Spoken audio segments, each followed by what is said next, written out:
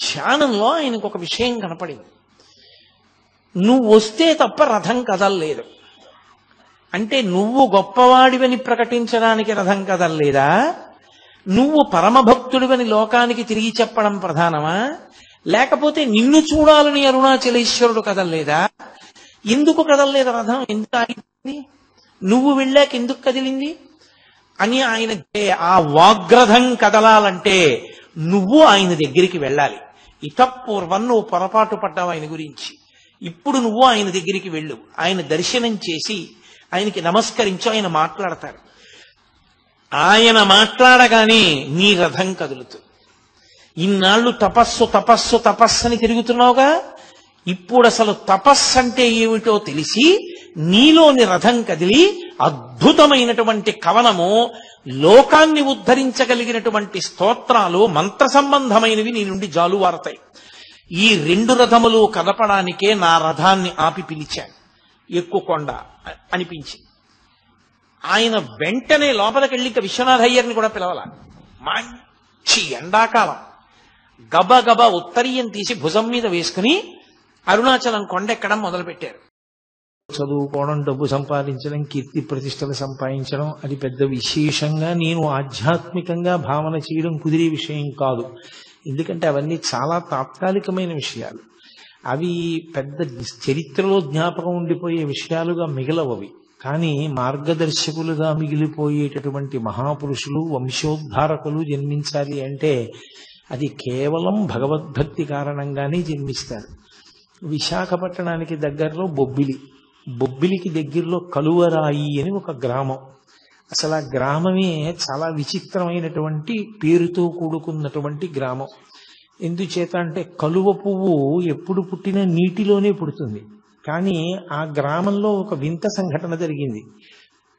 ఒకానొకప్పుడు ఒక రాతి మీద కలువ వికసించింది. రాతి మీద కలువ వికసించడం అనేటటువంటిది మనం ఎక్కడ వినం. అదొక అసాధారణమైనటువంటి విషయం. రాతి మీద కలువ వికసించినటువంటి ప్రదేశం కనుక అటు ఇటు చేసి మాటల్ని ఆ ఊరిని కలువరాయి కలువరాయి అని పిలవడం మొదలుపెట్టారు. ఆ కలువరాయి గ్రామంలో ఉన్నటువంటి గడపలే చాలా తక్కువ. అందులో మళ్ళీ చాలా ప్రధానమైనటువంటి ఒక ఇంటి పేరుతో కూడుకున్నటువంటి కుటుంబం ఒకటి ఉంటూ ఉండేది. ఆ ఇంటి పేరు చాలా చోట్ల ఉంది, అయ్యల సోమయాజులు అని. కానీ నాబాబు అన్నది ముందు చేరినటువంటి కుటుంబం. ఆ కుటుంబం నాబాబు అయ్యల సోమయాజుల అని. నాబాబు బిరుదునామం, అది అన్ని కుటుంబాలకి లేదు. అటువంటి బిరుదునామంతో కూడుకున్నటువంటి ఆ కుటుంబంలో ఒక తరం దగ్గరికి వచ్చేటప్పటికీ నరసింహశాస్త్రి గారని సద్బ్రాహ్మణుడు. ఆయన ఆయుర్వేద శాస్త్రంలోనూ జ్యోతిష శాస్త్రంలోనూ దిట్ట. ఈ రెండు శాస్త్రాలు, మంత్రశాస్త్రం ఇవి ఉన్నాయనుకోండి, సాధారణంగా విశేషమైన పలుకుబడి ఉంటుంది లోకంలో.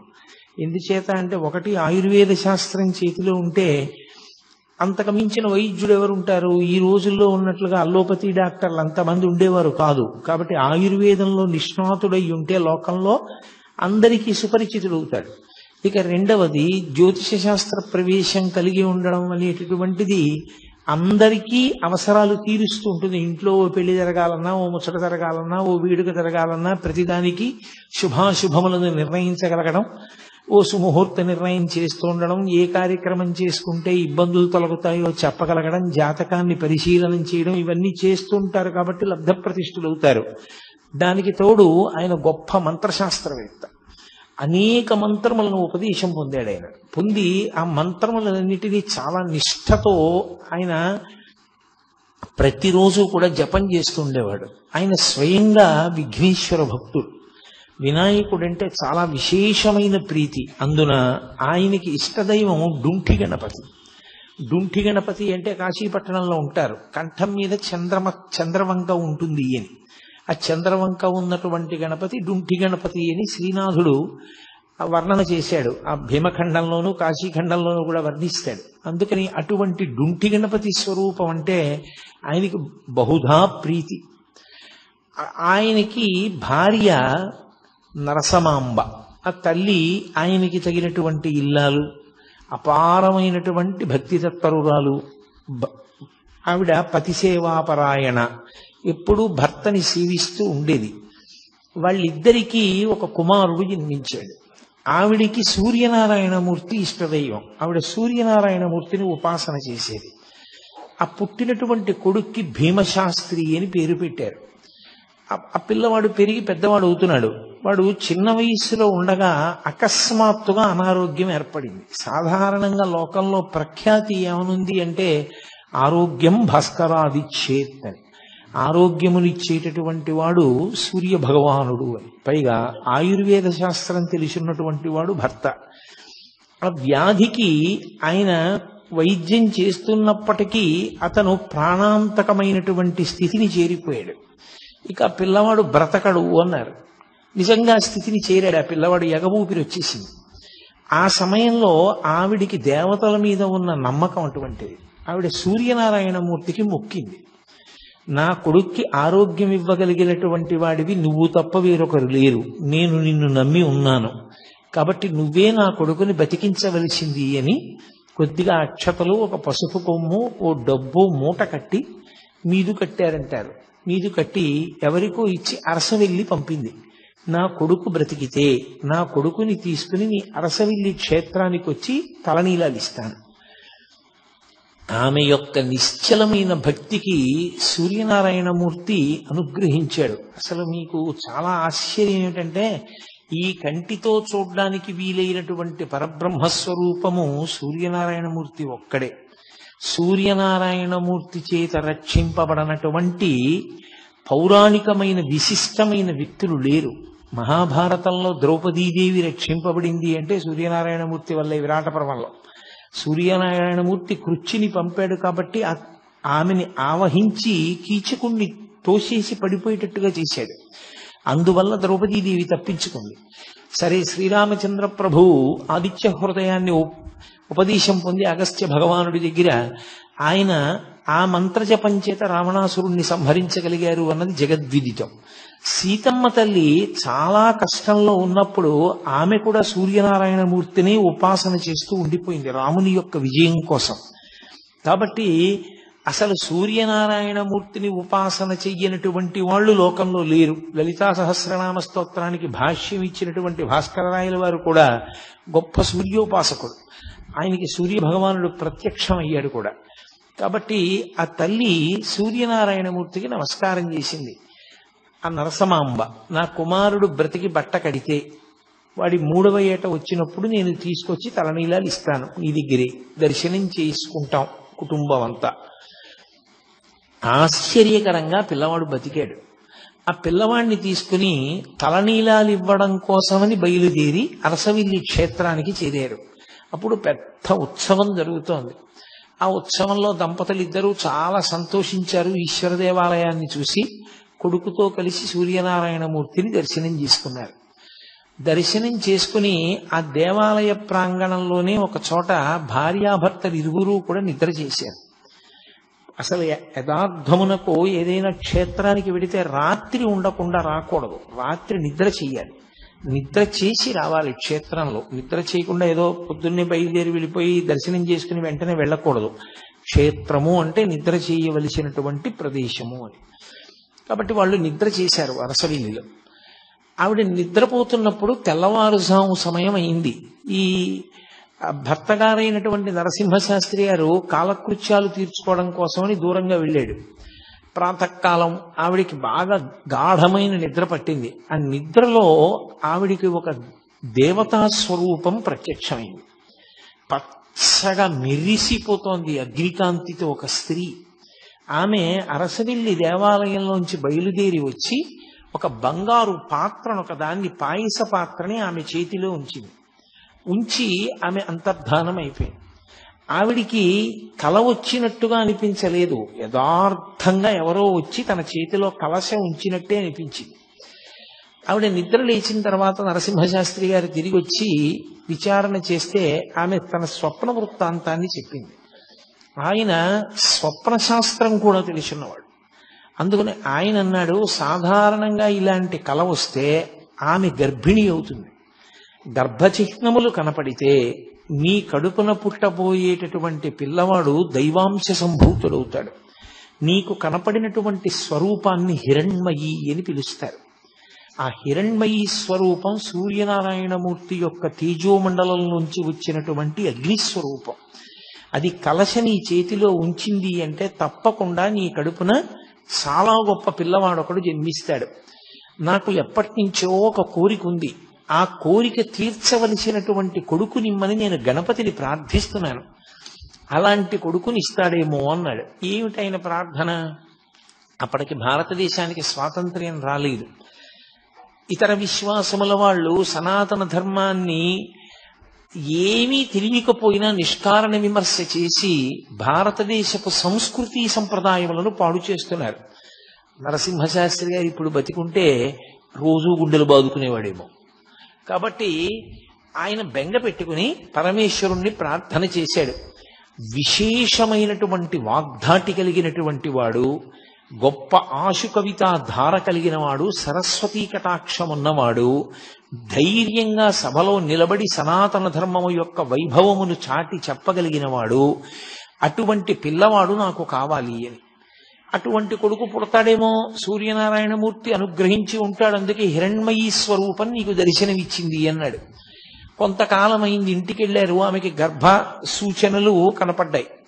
వెంటనే ఆమెని ఆమె పుట్టింటికి పంపించేసి తాను తీర్థయాత్రకు బయలుదేరి కాశీపట్టణానికి వెళ్ళాడు. ఆయనకి డుంఠి గణపతి అంటే మహాప్రీతి. వెళ్ళి కాశీపట్టణంలో ప్రతిరోజు గంగా స్నానం చేయడం, డుంఠి గణపతి దగ్గర కూర్చోవడం, గణపతి యొక్క మంత్రాన్ని జపం చేసుకుంటూ ఉండడం, అది ఆయన చేసేటటువంటి కార్యక్రమం. ఒకానొకప్పుడు కార్తీక మాసం వచ్చింది. ఈ కార్తీక మాసంలో బహుళపక్షంలో వచ్చినటువంటి అష్టమి, అది బహుధాన్యానామ సంవత్సరం, ఆదివారం సూర్యనారాయణమూర్తికి పెట్టింది పేరు. ఎందుకంటే అది సూర్యహోరతో ప్రారంభం అవుతుంది కాబట్టి ఆ రోజు, అందుకని భానువారము అని పిలుస్తాం. ఆ ఆదివారం నాడు బహుధాన్యానామ సంవత్సరంలో కార్తీక బహుళ అష్టమి తిథి నాడు మఖా నక్షత్రంలో ఆయనకి పిల్లవాడు అక్కడ పుట్టాడు. ఆయన భార్య గారైనటువంటి నరసమాంబ గారు ఉన్నటువంటి పుట్టింట్లో పుట్టాడు. ఇక్కడ ఈయన కార్తీక బహుళ అష్టమి తిథి నాడు డుంఠి గణపతి దేవాలయంలో కూర్చుని ధ్యానంలో జపం చేసుకుంటున్నాడు. ఆయనకి ధ్యానంలో డుంఠి గణపతిలోంచి ఒక పసిపిల్లవాడు కిందికి దిగి పాకుతూ వచ్చి తన తొడ ఎక్కి కూర్చుని తన గడ్డం పట్టుకుంటున్నట్టు కనపడింది. ఆయన వెంటనే ఎవరు ఈ పిల్లవాడు నా తొడ మీద కూర్చున్నాడని ఒక్కసారి ధ్యానంలోంచి బహిర్ముఖులై తన తొడ మీద చూసుకున్నారు. పిల్లవాడు లేడు. గణపతి వంక చూశారు, గణపతి అలాగే ఉన్నారు. అచ్చు పిల్లవాడు వచ్చినట్లు అనిపించింది అని ఒక్క క్షణం ఆలోచించారు. బహుశः నాకు పుత్ర సంతానం కలిగి ఉంటుంది, ఎవరో కారణ జన్ముడు జన్మించాడు, విఘ్నేశ్వర ప్రసాదంగా నా ఇష్టదైవమైనటువంటి డుంఠి గణపతి యొక్క అనుగ్రహంతో పిల్లవాడు జన్మించాడు, నేను ఆ పిల్లవాడికి గణపతి పేరే ఉంచుకుంటానని నాకు జాతాశౌచం వచ్చింది కాబట్టి నేను ఇక్కడ ఉండకూడదని ఆయన బయలుదేరి మెల్లగా ఆయన అత్తవారింటికి చేరుకున్నాడు. భార్య సంతోషంగా మెరిసిపోతున్నటువంటి పిల్లవాడిని తీసుకొచ్చి చేతుల్లో పెట్టింది. ఈ పిల్లవాడు ఫలానా సమయంలో పుట్టాడా అని అడిగారు ఆయన.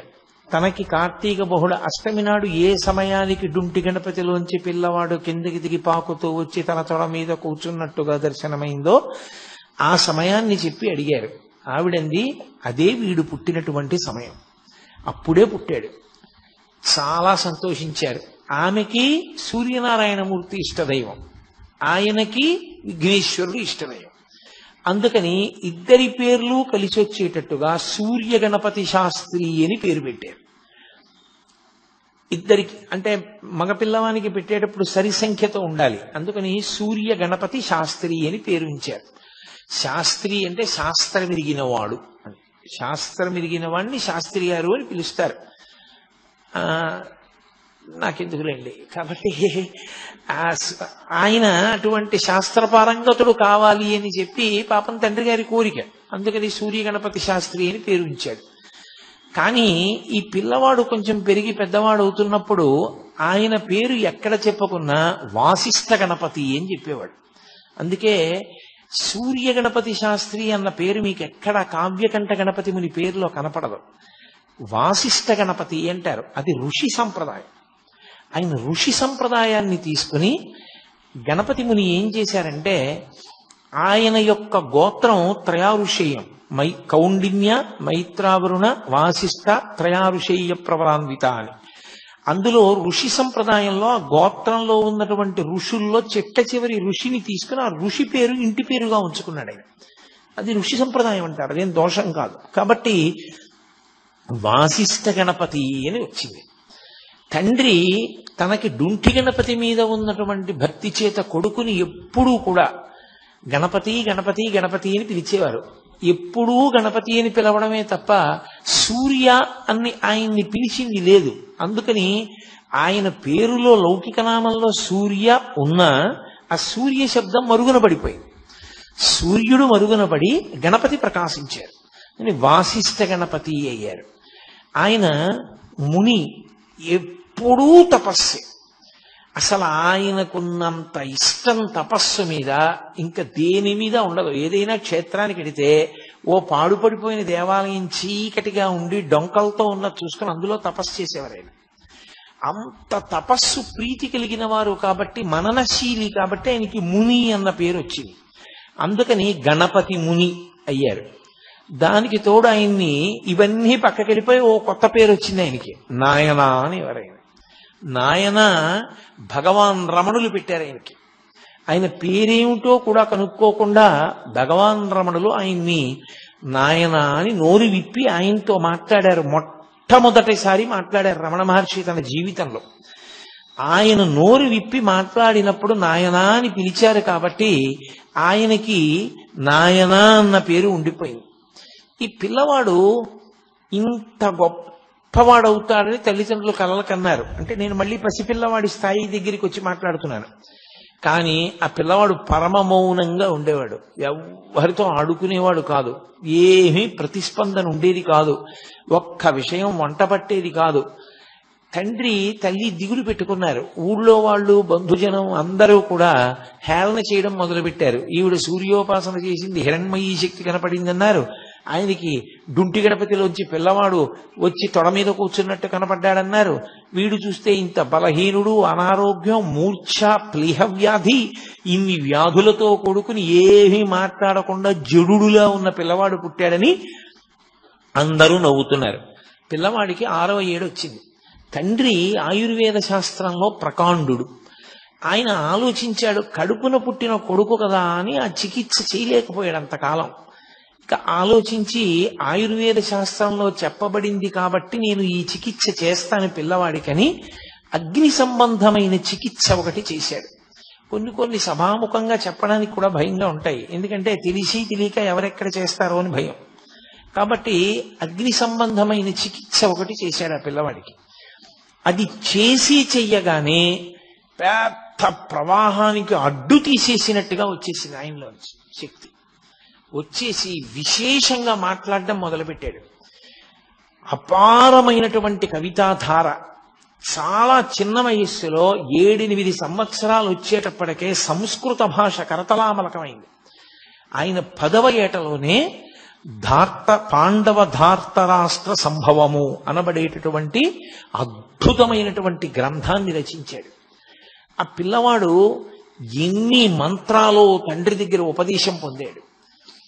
తల్లిగారి దగ్గర సూర్యనారాయణమూర్తి యొక్క ఉపాసన, భక్తి అంతటినీ పుణికి పుచ్చుకున్నాడు. అన్నిటినీ మించి అంత చిన్న పిల్లవాడిని పంచాంగం ఎలా గుణిస్తారో నేర్పడానికి తండ్రి పంపించాడు. 4 రోజులు వెళ్ళి పంచాంగం ఎలా గుణిస్తారో నేర్చేసుకుని పంచాంగం మీద కాల గణనానికి సంబంధించిన శాస్త్రం చదివి పంచాంగ గణనం చేసే శాస్త్రి గారికి ఇలా చేస్తే బాగుంటుందనో కొత్త పద్ధతిని నేర్పాడు ఆయన. అంతటి ఏకసంతాగ్రాహి. దానికి తోడు అపారమైనటువంటి శారదా కటాక్షం. దేని మీదైనా సరే ఆయన ఆసువుగా అద్భుతమైనటువంటి సంస్కృత శ్లోకాల్ని అసలు అదొక పెద్ద వర్షమే అలా వర్షించేవాడు. దానికి తోడు జ్యోతిష శాస్త్రమనందు ప్రకాండు. అంత గొప్ప శక్తిని పొందాడు. ఆయనకి ఒక చెల్లెలు అన్నపూర్ణ, ఓ తమ్ముడు శివరామశాస్త్రి పుట్టారు. పుట్టిన తరువాత కొంతకాలానికి ఈవిడ విశాలాక్ష మహాతల్లి ఆ నరసమాంబ గారు తల్లిగారు మళ్ళీ గర్భం ధరించారు. లోపల కవల పిల్లలు ఉన్నారు అన్నారు. ఇంకొక గంటలో పురుడు వస్తుంది. పెద్ద కొడుకు ఈయన ఆ పెద్ద కొడుకు పాప భీమశాస్త్రి బతికాడు. ఈయన రెండో కొడుకు. ఈ రెండో కొడుకు వీధిలో కూర్చుని ఉన్నాడు కుర్చీలో, ఇంకా చిన్న పిల్లవాడు.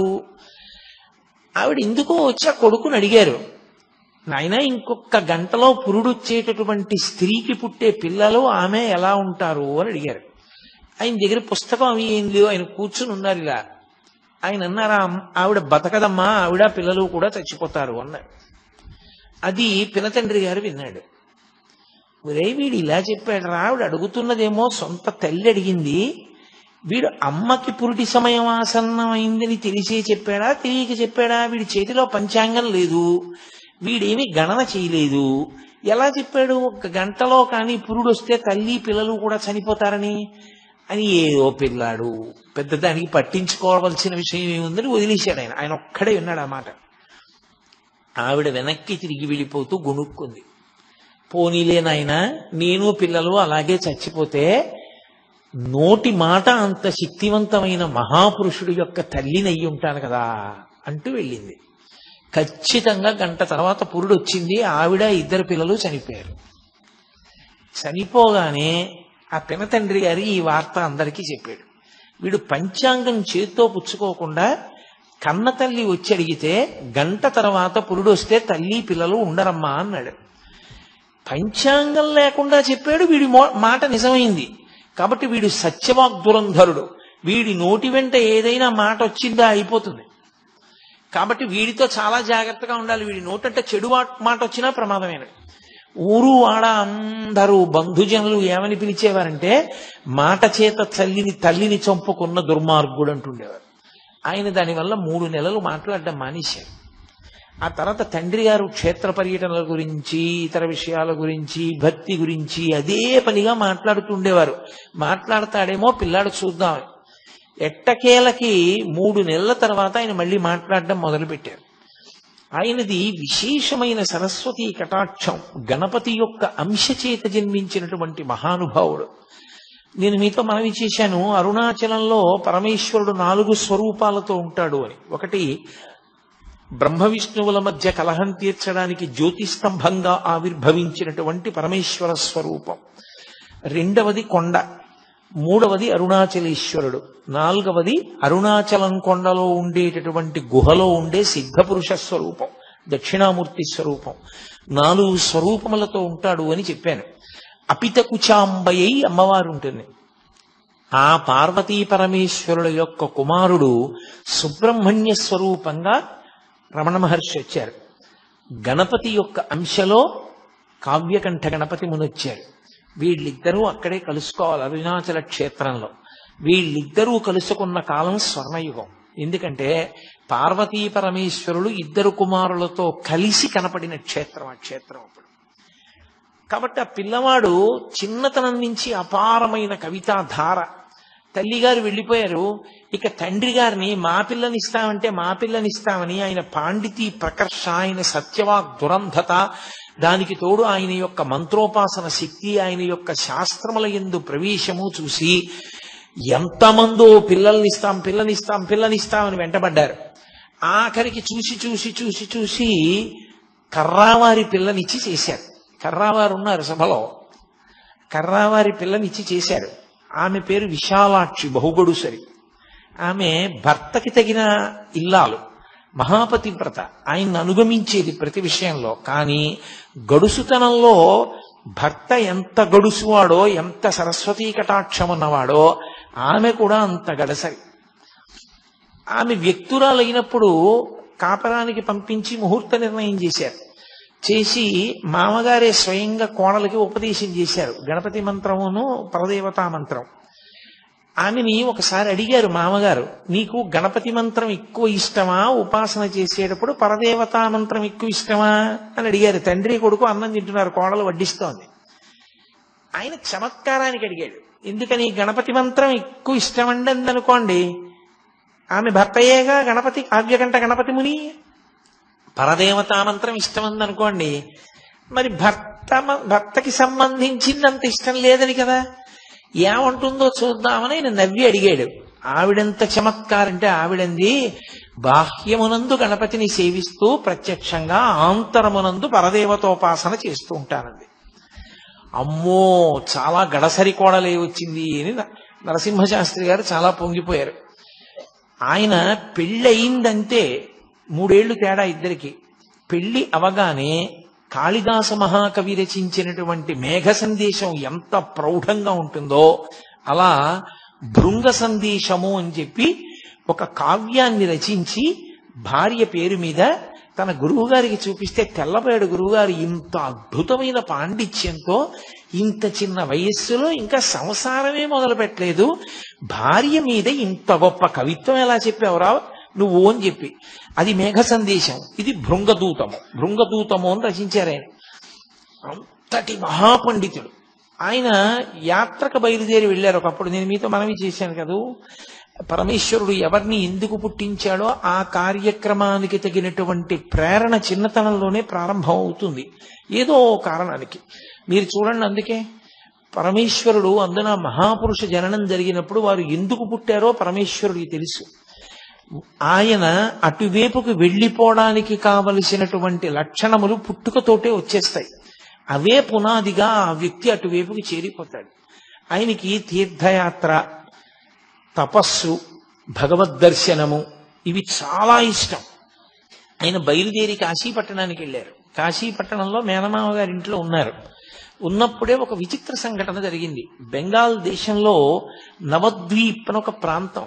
ఆ నవద్వీప్లో హరిమంటపము అని ఒక మంటపం. ఆ మంటపంలో ప్రత్యేకంగా ప్రతి సంవత్సరం అపారమైనటువంటి పాండితీ ప్రకర్ష కలిగినటువంటి విద్వాంసుల్ని తీసుకొచ్చి వాళ్లతో చర్చించి అపారమైన శక్తి ఉన్నవాడు, అంతటి కవన శక్తి ఉన్నవాడు అన్న వాళ్ళకి కావ్యకంఠ అన్న బిరుదిస్తూ ఉంటారు. వాళ్ళు దక్షిణ దేశం వైపు నుంచి, అంటే ప్రత్యేకించి ఆంధ్రదేశం అటువైపు నుంచి వచ్చిన వాళ్ళంటే వాళ్ళ దృష్టిలో పెద్ద పాండిత్యం ఉన్నవాళ్ళు కారని వాళ్ళకు ఒక అపోహ ఉండేది. అందుకని ఎవరిని అసలు దగ్గరికే రానిచ్చేవారు కాదు. అందులో అంబికా దత్తు అని ఒక ఆయన ఉండేవాడు. ఆయన ఆధ్యక్షం వహిస్తుండేవాడు ఆ సభకి. ఆయనకి సింహం అని పేరు సంస్కృత భాషలో. అంతటి మహానుభావుడు. కాబట్టి ఆయన దగ్గర పరీక్షకి నిలబడి ఆ బిరుదం పొందడం అంటే అంత తేలిక విషయం కాదు. నిన్నగాక మొన్న పెళ్ళైన పిల్లాడు. ఈయన గణపతి ముని ఆ బిరుదం కోసం అని చెప్పి నవద్వీప్ లో ఆ హరిమందిర ప్రవేశం చేశారు. చాలా కష్టపడ్డారు దానికోసం. ఆయన ఆ లోపలికి వెళ్ళడం అంత కష్టమైందంటే, ఇప్పుడు నేను కావ్యకంఠ గణపతి ముని యొక్క జీవితాన్ని పూర్తిగా విచారణ చేయడం నా ఉద్దేశ్యం కాదు. ప్రధానం ఏమిటంటే అరుణాచలంతో సంబంధం గురించి మాట్లాడడం. అందుకని నేను ఆ విషయాల్ని దాటవేస్తున్నాను. ఆయన కొన్ని సమస్యాపూరణాలు ఇచ్చాడు. చాలా మీరు ఎప్పుడైనా చదివితే అసలు నిజంగా పిల్లవాడు ఇలా ఎలా నిలబడ్డాడు, ఎలా మాట్లాడాడరా అని చాలా ఆశ్చర్యం వేస్తుంది. అంత గొప్ప గొప్ప సమస్యాపూరణాలు ఇచ్చారు. అవలీలగా వాదించి ఆఖరికి ఎంత స్థాయిలో బెదిరించారంటే ఆ అంబికా దత్ అన్న ఆయన్ని ఈయనేదో చిన్నతనం చేసి మాట్లాడబోయాడు. ఆయన అన్నారు, గణపతి ముని నువ్వు అంబికా దత్తుడివి, కన్న కొడుకువి కావు, నేను గణపతిని, కన్న కొడుకుని. నేనా నువ్వా, ఎవరెక్కువ, పరదేవత కన్నారు. తెల్లబోయాడు ఆయన. ఆఖరికి ఆ సంవత్సరం ఈయన యొక్క కవితాధార చూసి కావ్యకంఠ అన్న బిరుదు ఈ పిల్లవానికి ఇచ్చారు. దాంతో ఈయన యొక్క యశశ్చంద్రికలు అంతటా వ్యాపించడం మొదలుపెట్టాయి. సరే, అక్కడి నుంచి బయలుదేరారు, ఇంటికి వచ్చారు. నేను ప్రధానమైనటువంటి భాగంలోకి రావలసి ఉంటుంది కదూ.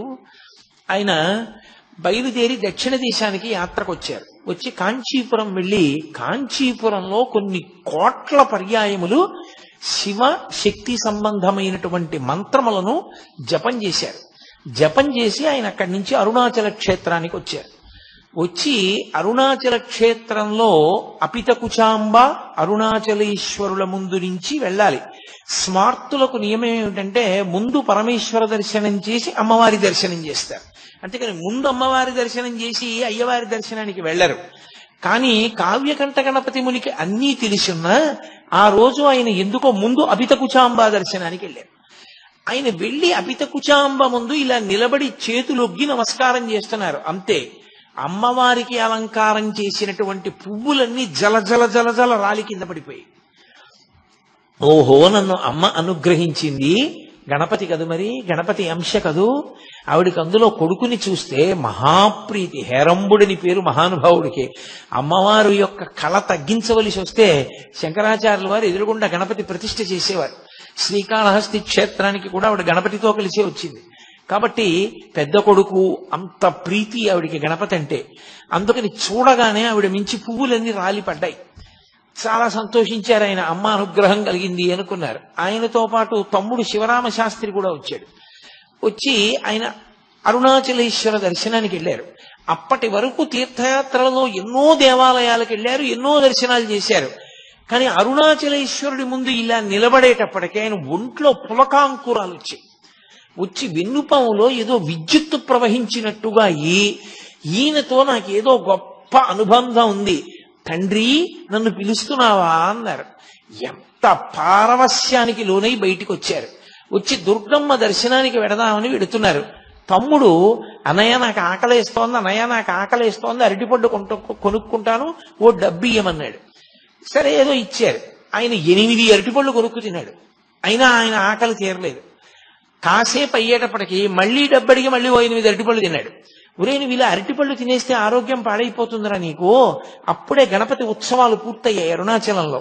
ఏకాదశి తిథి ఆ రోజున. ఎక్కడైనా అన్నదాన సత్రవులో అన్నం పెడతారేమో కనుక్కుంటానుండరా అని చెప్పి ఆయన వెళ్ళి అన్నదాన సత్రవుల్లో అడిగారు. ఇవాళ ఏకాదశి కదండి, అన్నదానం ఉండదు అన్నారు. ఏకాదశి ఉపవాస తిథి.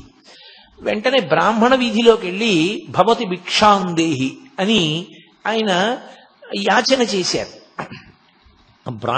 అసలు ఎవ్వరూ ఆత్మహత్య చేసుకోకూడదు, ప్రత్యేకించి బ్రాహ్మణుడు అసలు చేసుకోకూడదు. అందుకే భిక్ష ఉపనయనం అవగానే భిక్షకి వెళ్ళమంటారు. భిక్షాటన చేసైనా బతికి శాస్త్రాన్ని 10 మందికి చెప్పాలి తప్ప తానే ఆత్మహత్య చేసుకుంటే లోకానికి మార్గం చూపించేవాడు ఎవరికా. అందుకని ఆయన బ్రాహ్మణాగ్రహారంలోకి వెళ్ళి ఇళ్ల ముందు నిలబడి భిక్షాటన చేశారు. తమ్ముడికి ఆకలిగా ఉందమ్మా, పట్టెడు అన్నం పెట్టండి అని. ఏ ఇంటికి వెళ్ళినా తలుపులు వేసేసుకుని నిద్రపోతున్నారు. లేదా ఇవాళ ఏకాదశయా, అన్నం లేదన్నారు. ఇంత గొప్ప క్షేత్రం, ఇటువంటి చోట ఎంత ఏకాదశి అయితే మాత్రం పిల్లలకన్నా వండుకోరా? పిల్లలకి ఏకాదశి ఉపవాసం లేదు.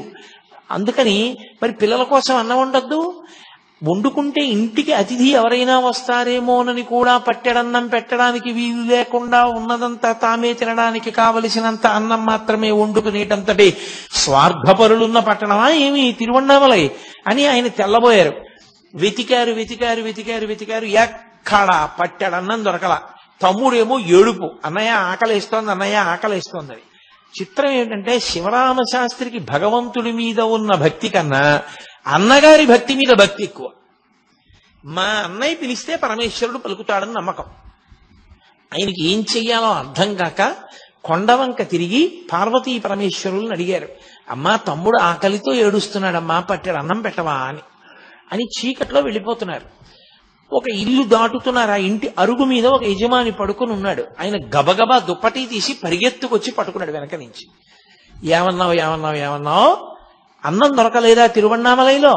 కాశీపట్టణంలో వేదవ్యాసుడిని మహాతల్లి అన్నపూర్ణమ్మ పిలిచినట్టే పిలిచి, మా ఆవిడికి నియమం ఉందయా, ఏకాదశి నాడు సాయంకాలం బ్రాహ్మణులకు ఉపవాసం పోస్తుంది. ఎవ్వరు ఇవాళ ఏకాదశి, పైగా గణపతి నవరాత్రి ఉత్సవాలు పూర్తయ్యాయి, ఇవాళ ఎవరు వస్తారయా భోజనానికి, మేము రామని చెప్పి ఎవ్వరు ఏ బ్రాహ్మణుడు రావడానికి ఇష్టపడలా. నువ్వు నీ తమ్ముడు బ్రాహ్మణులు ఎంత అదృష్టమయ్యా. వెతికి వెతికి వెతికి వెతికి వేసారి నేను అరుగు మీద పడుకున్నా, రా అన్నం పెడుతుంది మా ఆవిడన్నారు. లోపలికి వెళ్ళారు. ఒక మహాతల్లి వచ్చింది, అరిటాకు లేచింది.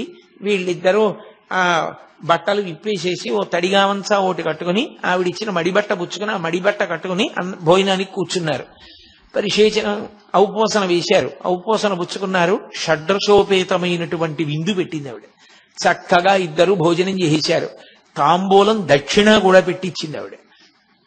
తీసుకున్నారు.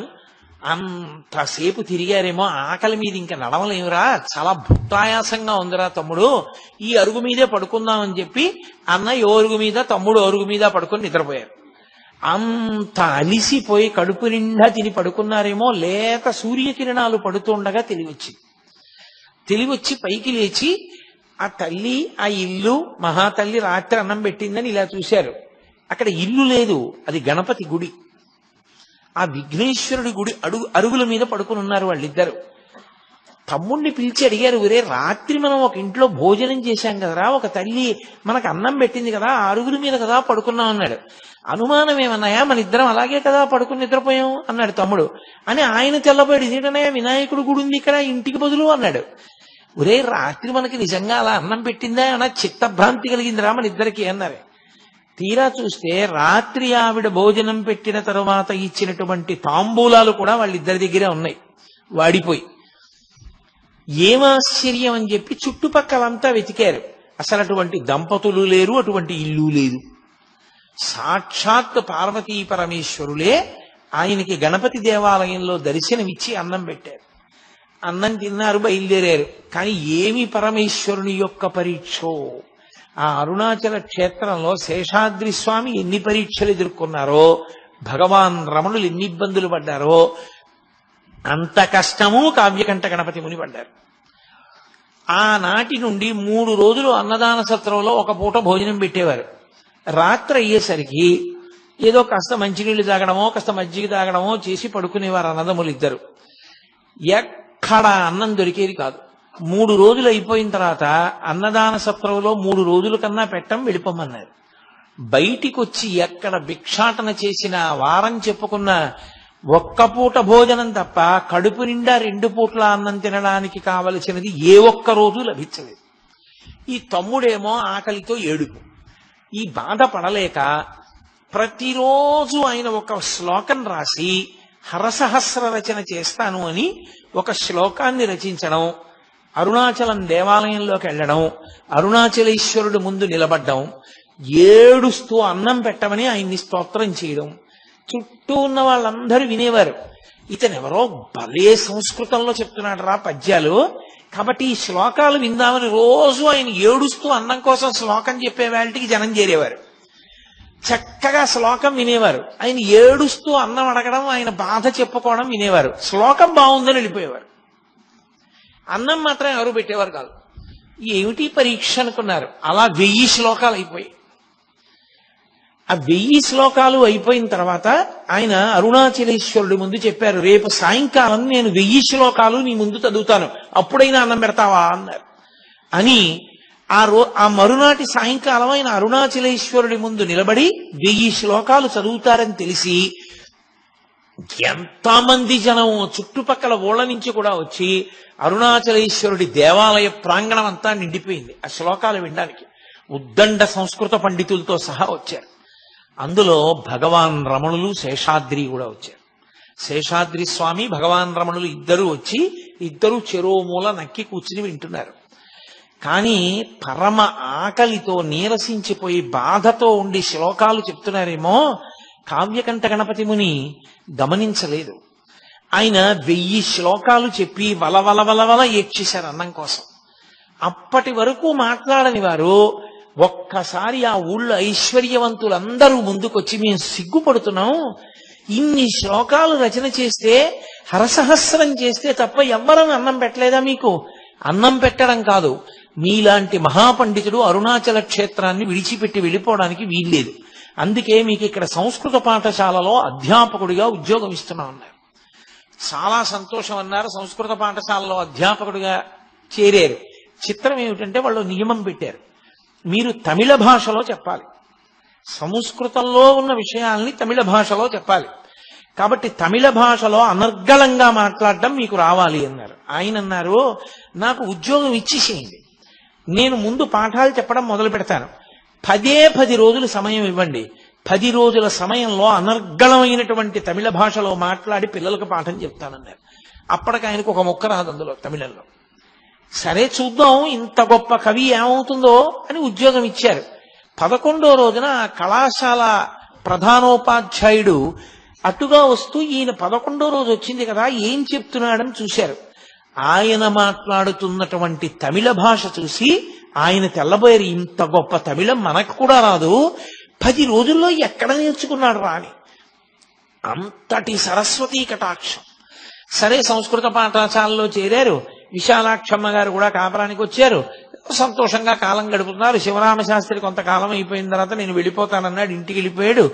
నడుస్తుండగా అకస్మాత్తుగా ఆయనకు ఒక అనుమానం వచ్చి, ఏమిట్రా ఇలా ఎన్నాళ్ళు కూర్చుని ఎందుకు ఆ పాఠం చెప్పుకోవడం ఏమిటి, ఇంటికి రావడం ఏమిటి, పండితులందరూ చుట్టూ చేరడం ఏమిటి, వీళ్ళతో కావ్యగోష్ఠి ఏమిటి, అసలు నేను తపస్సు చేసి ఎన్నాళ్ళయింది, ఇలా కాదు, నాకు ఈ కావ్యాది విషయాల్లో ప్రవేశం ఉంది కానీ స్వరంతో నేను వేదం నేర్చుకోలేదు, కాబట్టి నేను వేదం నేర్చుకుంటానని ఒక వేద పాఠశాలలో చేరి ఆ వేద పాఠశాలలో వేదాలన్నీ నేర్పేటటువంటి ఒక అధ్యాపకుడు ఉండేవారు. అనతి కాలంలో కొద్ది రోజుల్లోనే స్వరంతో వేదమంత్రాలన్నీ వచ్చేసాయి ఆయనకి. వచ్చేసి ఆయన సాయణాచార్యుల వారు చేసినటువంటి వేద భాష్యాలన్నీ చదివేసి వేదం నేర్పిన గురువు గారికి కొద్ది రోజుల్లోనే వేదమంత్రాలకి భాష్యం కూడా నేర్పారు. అంతటి ఉద్దండు కావ్యకంఠ గణపతి ముని అంటే, అంతటి సరస్వతీ కటాక్షం ఉన్నటువంటి మహానుభావుడు, అపర విఘ్నేశ్వర అవతారం ఆయన. కాబట్టి అటువంటి స్థితిలో ఉండే ఆయనకు ఒక రోజు అకస్మాత్తుగా ఆలోచన వచ్చింది. ఈ పైన మౌనస్వామి ఉన్నారంటారు కొండ మీద, అరుణాచలం వచ్చి నాళ్ళయింది, ఇంతమంది గుంపులు గుంపులుగా పోయి చూసొస్తుంటారు, ఎప్పుడూ మాట్లాడంటారు, ఒక్కసారి ఆయన్ని చూసొస్తే అనుకున్నారు. సరే ఎక్కడుంటారు ఏమిటి అని విశ్వనాథ అయ్యర్ అని ఆయన స్నేహితుడు, ఆయన్ని అడిగారు తీసుకెళ్ళమని. ఆయన సరే నేను తీసుకెడతాను, విరూపాక్ష గుహలో ఉంటారు రమ్మని తీసుకెడుతూ, అక్కడే పద్మనాభ స్వామి అని ఒక ఆయన ఉండేవాడు. ఆయన ఎప్పుడు రమణ మహర్షి మీద నిందా ప్రచారం చేస్తుండేవాడు. ఆయనకేం తెలుసు, ఆయనకేం తెలీదు, నేనే గొప్పవాడిని, నాకే అన్నీ తెలుసు అంటుండేవాడు. ఆ పద్మనాభ స్వామి మాటలు నమ్మి ఆయనకి అంతేవాసిగా మారిపోయాడు విశ్వనాథ అయ్యర్. ఈయనన్నాడు, రమణ మహర్షిది ఏం గొప్ప అండి, రమణుల సంగతి అలా వదిలి, అప్పటికి రమణులు అనేవారు కాదు, వెంకటరామన్ అనేవారు. వెంకటరామన్ ఏముందండి, ఆయన్నేం గొప్ప కాదు, పద్మనాభ స్వామి వారు చాలా గొప్ప, మేము ఆయన శిష్యులం, ఆయన్ని చూపిస్తాను రండి అన్నారు. రమణులు ఎక్కడ ఉంటారని అడిగారు. విరూపాక్ష గుహలో ఉంటారు, అక్కడే పద్మనాభ స్వామి కూడా కూర్చుంటారన్నారు. సరే ఏదో మనకు కావలసింది దొరుకుతుందిగా పదండి అని చెప్పి వెళ్ళారు. వెళితే దురదృష్టం ఏమిటంటే ఆ రోజున విరూపాక్ష గుహలో స్వామి లేరు. స్వామి లేరు కదా వెళ్ళిపోదాం అంటుంటే ఈయనన్నారు, కాదు ఇక్కడ దగ్గరలో మామిడి చెట్టు కింద మా గురువుగారు పద్మనాభ స్వామి వారు కూర్చుని ఉంటారు, రండి వెడదామన్నారు. వెడుతున్నారు. చిత్రంగా ఆ లోపల పద్మనాభ స్వామి కూర్చున్నారు, బయట ఒక బండరాతి మీద భగవాన్ రమణులు కూర్చున్నారు. రమణులు అందరిలా ఇలా చూడరు, మీరు ఎప్పుడైనా చూశారో లేదో ఆయన చిత్రపటాలు, ఆయన చూపు గమ్మత్తుగా ఉంటుంది, ఏమిటో ఇలా చూస్తారు ఆయన. రామకృష్ణ పరమహంస చూపు గమ్మత్తుగా ఉంటుంది, భగవాన్ రమణుల యొక్క చూపు చాలా గమ్మత్తుగా ఉంటుంది. ఆయన ఇలా తలపెట్టి చూస్తూ ఉంటారు. ఆయన కావ్యకంఠ గణపతి ముని వంక అలా చూస్తున్నారు. ఆయన యొక్క తేజస్సు చూశారు కావ్యకంఠ గణపతి ముని. అబ్బా సూర్యుని పగిది ఉన్నాడు రా మహానుభావుడని వంగి ఆయనకి నమస్కారం చేసి ఈ పద్మనాభ స్వామి వంక చూశారు. చూడగానే తెలిసిపోయింది ఆయన సమర్థత ఎటువంటిదో. ఆయనకి నమస్కారం చేయకుండా ఈయన దగ్గర కూర్చున్నారు. కూర్చునేటప్పటికి తీసుకొచ్చిన విశ్వనాథ అయ్యర్ గుండెలు జారిపోయి, అయ్య బాబోయ్ మా గురువు గారి పట్ల అపచారం అయిపోయింది, తర్వాత పిలిచి నన్ను దెబ్బలాడతారో ఏమిటో అలాంటివన్నీ తీసుకొచ్చాను. ఆయనకి కోపం వచ్చి ఆ పద్మనాభ స్వామికి, నువ్వేనా కావ్యకంఠ గణపతి మునివి, హరసహస్రం చెప్పిన వాడివి నువ్వేనా అరుణాచల దేవాలయంలో అని అడిగారు. అవునన్నారు. ఏది అంత పండితుడువా, శుక్లాంబరధరం విష్ణుం అన్న శ్లోకానికి విష్ణుపరంగా చెప్పు అన్నారు. వెంటనే శ్లోకాన్ని విష్ణుపరంగా చెప్పారు. చెప్పి మీరు నన్ను విష్ణుపరంగా అడిగారు, బ్రహ్మపరంగా కూడా చెప్తానని మళ్ళీ బ్రహ్మపరంగా అన్వయం చేశారు. చెప్పి పద్మనాభ స్వామి వంక చూసి, బ్రహ్మగారితో సమన్వయం చేయడం ఏమిటి, ఎదురుగుండా కనపడుతున్నటువంటి ఈ వెంకటరామన్ గారితో అన్వయం చేస్తాను చూడండి అన్నారు. అని శుక్లాంబరధరం, తెల్లటి గోచీ పెట్టుకుని ఉంటారు ఇప్పుడు, కాబట్టి తెల్లటి బట్ట కట్టుకున్నారు. విష్ణుం, ఆయన కీర్తి దిగ్దిగంతముల వ్యాపించింది, ఆయన అటువంటి స్థితిని పొందారు కాబట్టి విష్ణుం. శశివర్ణం, తెల్లగా మెరిసిపోతున్నారు కాబట్టి శశివర్ణం. చతుర్భుజం, చతుర్భుజం అంటే భుజం అంటే గెలిచినవాడు అని, కాబట్టి ఆయన మనో బుద్ధి చిత్త అహంకారములు అనేటటువంటి నాలుగింటిని కూడా భుజించేశాడు, గెలిచేశాడు. ఆయన గెలిచేసిన వాడు కాబట్టి చతుర్భుజం. ప్రసన్నవదనం, ఆయన ముఖం చూడండి ఎంత ప్రసన్నంగా ఉందో, కాబట్టి ప్రసన్నవదనం ధ్యాయేత్, అటువంటి ఆయన్ని ధ్యానం చేస్తే సర్వ విఘ్నోపశాంతయేత్, అన్ని విఘ్నములు పోతాయన్నారు. అనేటప్పటికీ పద్మనాభ స్వామికి ఎక్కడ లేని బాధ పుట్టేసింది. చూశారు, కానీ ఒక్క చిన్న పొరపాటు పడ్డారు. కావ్యకంఠ గణపతి మరి వెంకట్రామన్ ఒంటి మీద యజ్ఞోపవిందా అని చూశారు, యజ్ఞోపవీతం ఉందా అని. యజ్ఞోపవీతం మీద ఆయనకున్న శ్రద్ధ అటువంటిది, అది తక్కువేం కాదు, చాలా గొప్ప విషయం. అసలు యజ్ఞోపవీతం ఎందుకు వేసుకున్నాడో తెలియకుండా, జీవితంలో ఒక్కసారి గాయత్రి చేయకుండా, రేపు పెళ్ళనగా ఇవాళ యజ్ఞోపవీతాలు వేసుకున్నటువంటి దౌర్భాగ్యులకి దాని వైభవం అర్థం కాదేమో గాని, పుట్టిన దగ్గర నుంచి గర్భాష్టమంలో ఉపనయనం చేసుకుని సంధ్యావందనానికి ప్రాణం పెట్టే మహానుభావులకి యజ్ఞోపవీతం మీద అంత గౌరవం ఉంటుంది అంటే అందులో ఏమి తక్కువ భావం ఏం లేదు, దాన్ని ఏమి తక్కువ చేసి చూడవలసిన అవసరం ఏం లేదు. ఈయనకి ఒంటి మీద యజ్ఞోపవీతం లేదు, కాషాయం కట్టుకోలేదు, తెల్లటి గోచీ కట్టుకున్నారు.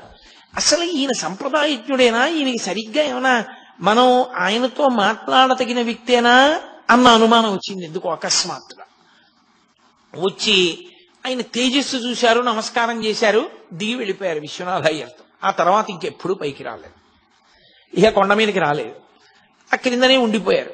ఉండిపోయి మళ్ళీ అక్కడి నుంచి మళ్ళీ ఆ సంస్కృత పాఠశాలలో ఉద్యోగం కూడా వదిలిపెట్టేశారు. వదిలిపెట్టి మళ్ళీ తీర్థయాత్రకి వెళ్ళారు, చాలా చోట్ల తపస్సు చేశారు. అని ఆయన విచిత్రం ఏమిటంటే ఆయనకి అంత పట్టుదల. ఒకసారి తారామంత్రం తెలియని వాడివి నువ్వు విద్వాంసుడివా అన్నాడు ఒక ఆయన. అంతే, ఆయన తారామంత్రోపాసన పొంది సిద్ధి పొందారు, రేణుకాదేవి దర్శనం పొందారు, పరశురామానుగ్రహం పొందారు. అందుకే ఆయన వాక్కుతో అగ్ని కురిపించేవారు. ఆయన నోటితో అన్నారంటే అగ్నిహోత్రం పడవలసిందే, అంతటి మంత్రసిద్ధులు పొందారు ఆయన. మళ్ళీ ఇంత తపస్సు చేసి మళ్ళీ అరుణాచల క్షేత్రానికే వచ్చారు. వచ్చి ఆయనకి తపస్సు మీద ఉన్న ప్రీతి అటువంటిది. నైరుతి లింగం, ఆయన ముందు దుర్గమ్మ తల్లి కోవెల దగ్గర కూర్చుని తపస్సు చేశారు. అక్కడ మేకలు కాసుకుని వాళ్ళు అరుస్తూ ఉండేవారు. ధ్యానభంగం అవుతోందని అమ్మవారి దగ్గర అనుమతి అడిగి ఆవిడ్ని శ్యామలాదేవి అంటుండారు, పచ్చయ్యమ్మన్ కోవెల్ అంటుంటారు అక్కడ. ఆయన మళ్ళీ అక్కడి నుంచి నైరుతి లింగం దగ్గరికి వెళ్ళిపోయారు. నైరుతి లింగం ప్రదక్షిణ మార్గంలో కొంచెం లోపలికి వెడితే కనపడుతుంది.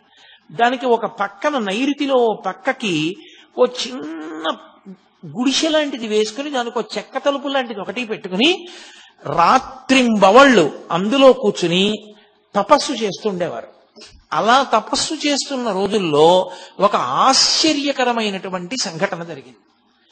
ఆయన ఒకసారి అరుణాచలేశ్వరుని యొక్క రథాన్ని చూశారు. అరుణాచలేశ్వరుడికి ఉన్న రథం అంత రథం ఇక ఏ ఈశ్వర స్వరూపానికి ఉండదు అంటారు. 14 భువనములు ఎలా ఉంటాయో అలా 14 అంతస్తుల కొయ్యతేరు అరుణాచలేశ్వరుడు. అది ప్రత్యేకించి కృత్తికా ఉత్సవానికి 8వ రోజున ఆయన నందివాహనారూఢుడై ఆ మరునాడు కొయ్యతేరు మీద వెడుతున్నప్పుడు ఆ విలాసం, ఆ వైభవం చూసి తీరాలంటారు. అంత పెద్ద రథం, ఆ రథం వంక చూశారు. చూసి ఆయన అనుకున్నారు, 14 భువనములను ఏకకాలమునందు చూడలేరు, కానీ ఈ రథాన్ని ఇందుకే ఇలా నిర్మాణం చేశారు. 14 భువనములను నడిపించగలిగినటువంటి పరమేశ్వరుడే 14 భువనముల యొక్క రూపంగా ఉన్నటువంటి ఈ రథస్థితుడై ఈ లోకాన్ని నడుపుతున్నటువంటి వాడిగా రథంలో నడుస్తూ కనపడతాడు.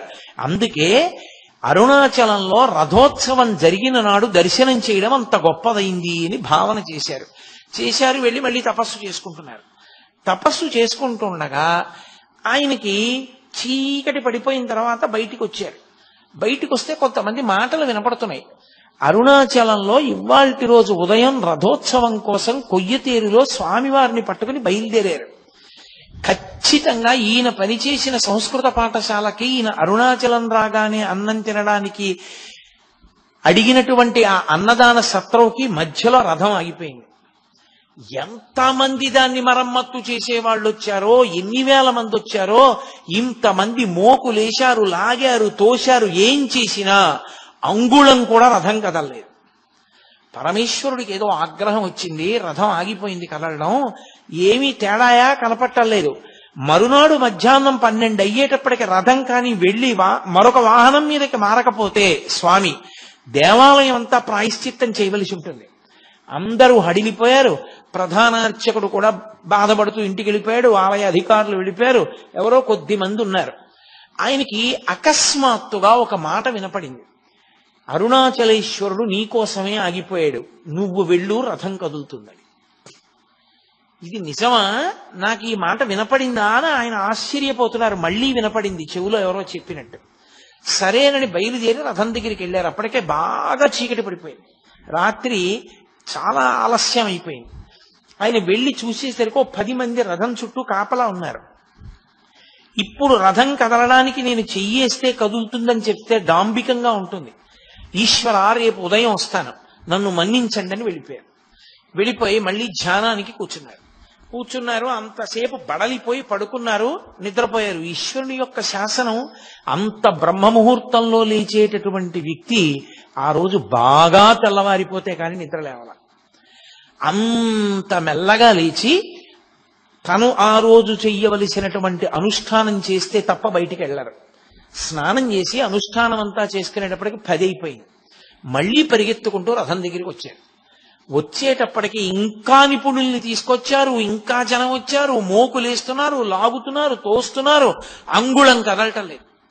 ఈయన వాళ్ళందరినీ, మీరు కావ్యకంఠ గణపతి ముని చిత్రపటం చూశారో లేదో, చాలా సన్నగా ఉంటారు ఆయన. వీళ్ళందరినీ తప్పుకొమ్మని ఒక్కసారి దగ్గరికి వెళ్ళి అరుణాచలేశ్వరుడు ఎదురుగుండా నిలబడి రథంలో, అప్పా మీరు పిలిచారు, వచ్చాను, కాబట్టి ఇప్పుడు మీరు సంతోషంగా బయలుదేరండి, రథం కదలాలి స్వామి అని పక్కకెళ్ళారు. అంతే, రథం కదిలి రథం 12 గంటల లోపల దేవాలయానికి వెళ్ళిపోయింది. ఎవరో కావ్యకంఠ గణపతి మునిట ఇక్కడే సంస్కృత పాఠాలు చెప్పేవారట. ఆయన నైరుతిలింగం దగ్గర తపస్సు చేస్తున్నారట. ఆయన వస్తే రథం కదిలింది. ఏమిటి విచిత్రం అని ఆయన వెంటబడ్డారు జనం. ఆయన ఎవ్వరికీ కనపడకుండా బ్రాహ్మణ వీధిలోకి వెళ్ళిపోయి అక్కడ భోజనం చేశారు. విశ్వనాథ అయ్యర్ గారితో కలిసి భోజనం చేశారు.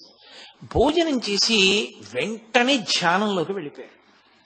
ఆ ధ్యానంలో ఆయనకు ఒక విషయం కనపడింది. నువ్వు వస్తే తప్ప రథం కదలలేదు. అంటే నువ్వు గొప్పవాడివని ప్రకటించడానికి రథం కదలలేదా? నువ్వు పరమభక్తుడివని లోకానికి తిరిగి చెప్పడం ప్రధానమా?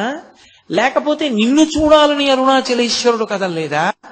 ఎందుకు కదలలేదు రథం? ఎందుకు ఆగిపోయింది?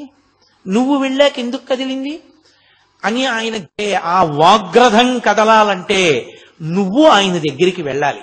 ఇతపూర్వం నువ్వు పొరపాటు పడ్డావు ఆయన గురించి. ఇప్పుడు నువ్వు ఆయన దగ్గరికి వెళ్ళు, ఆయన దర్శనం చేసి ఆయనకి నమస్కరించు, ఆయన మాట్లాడతారు.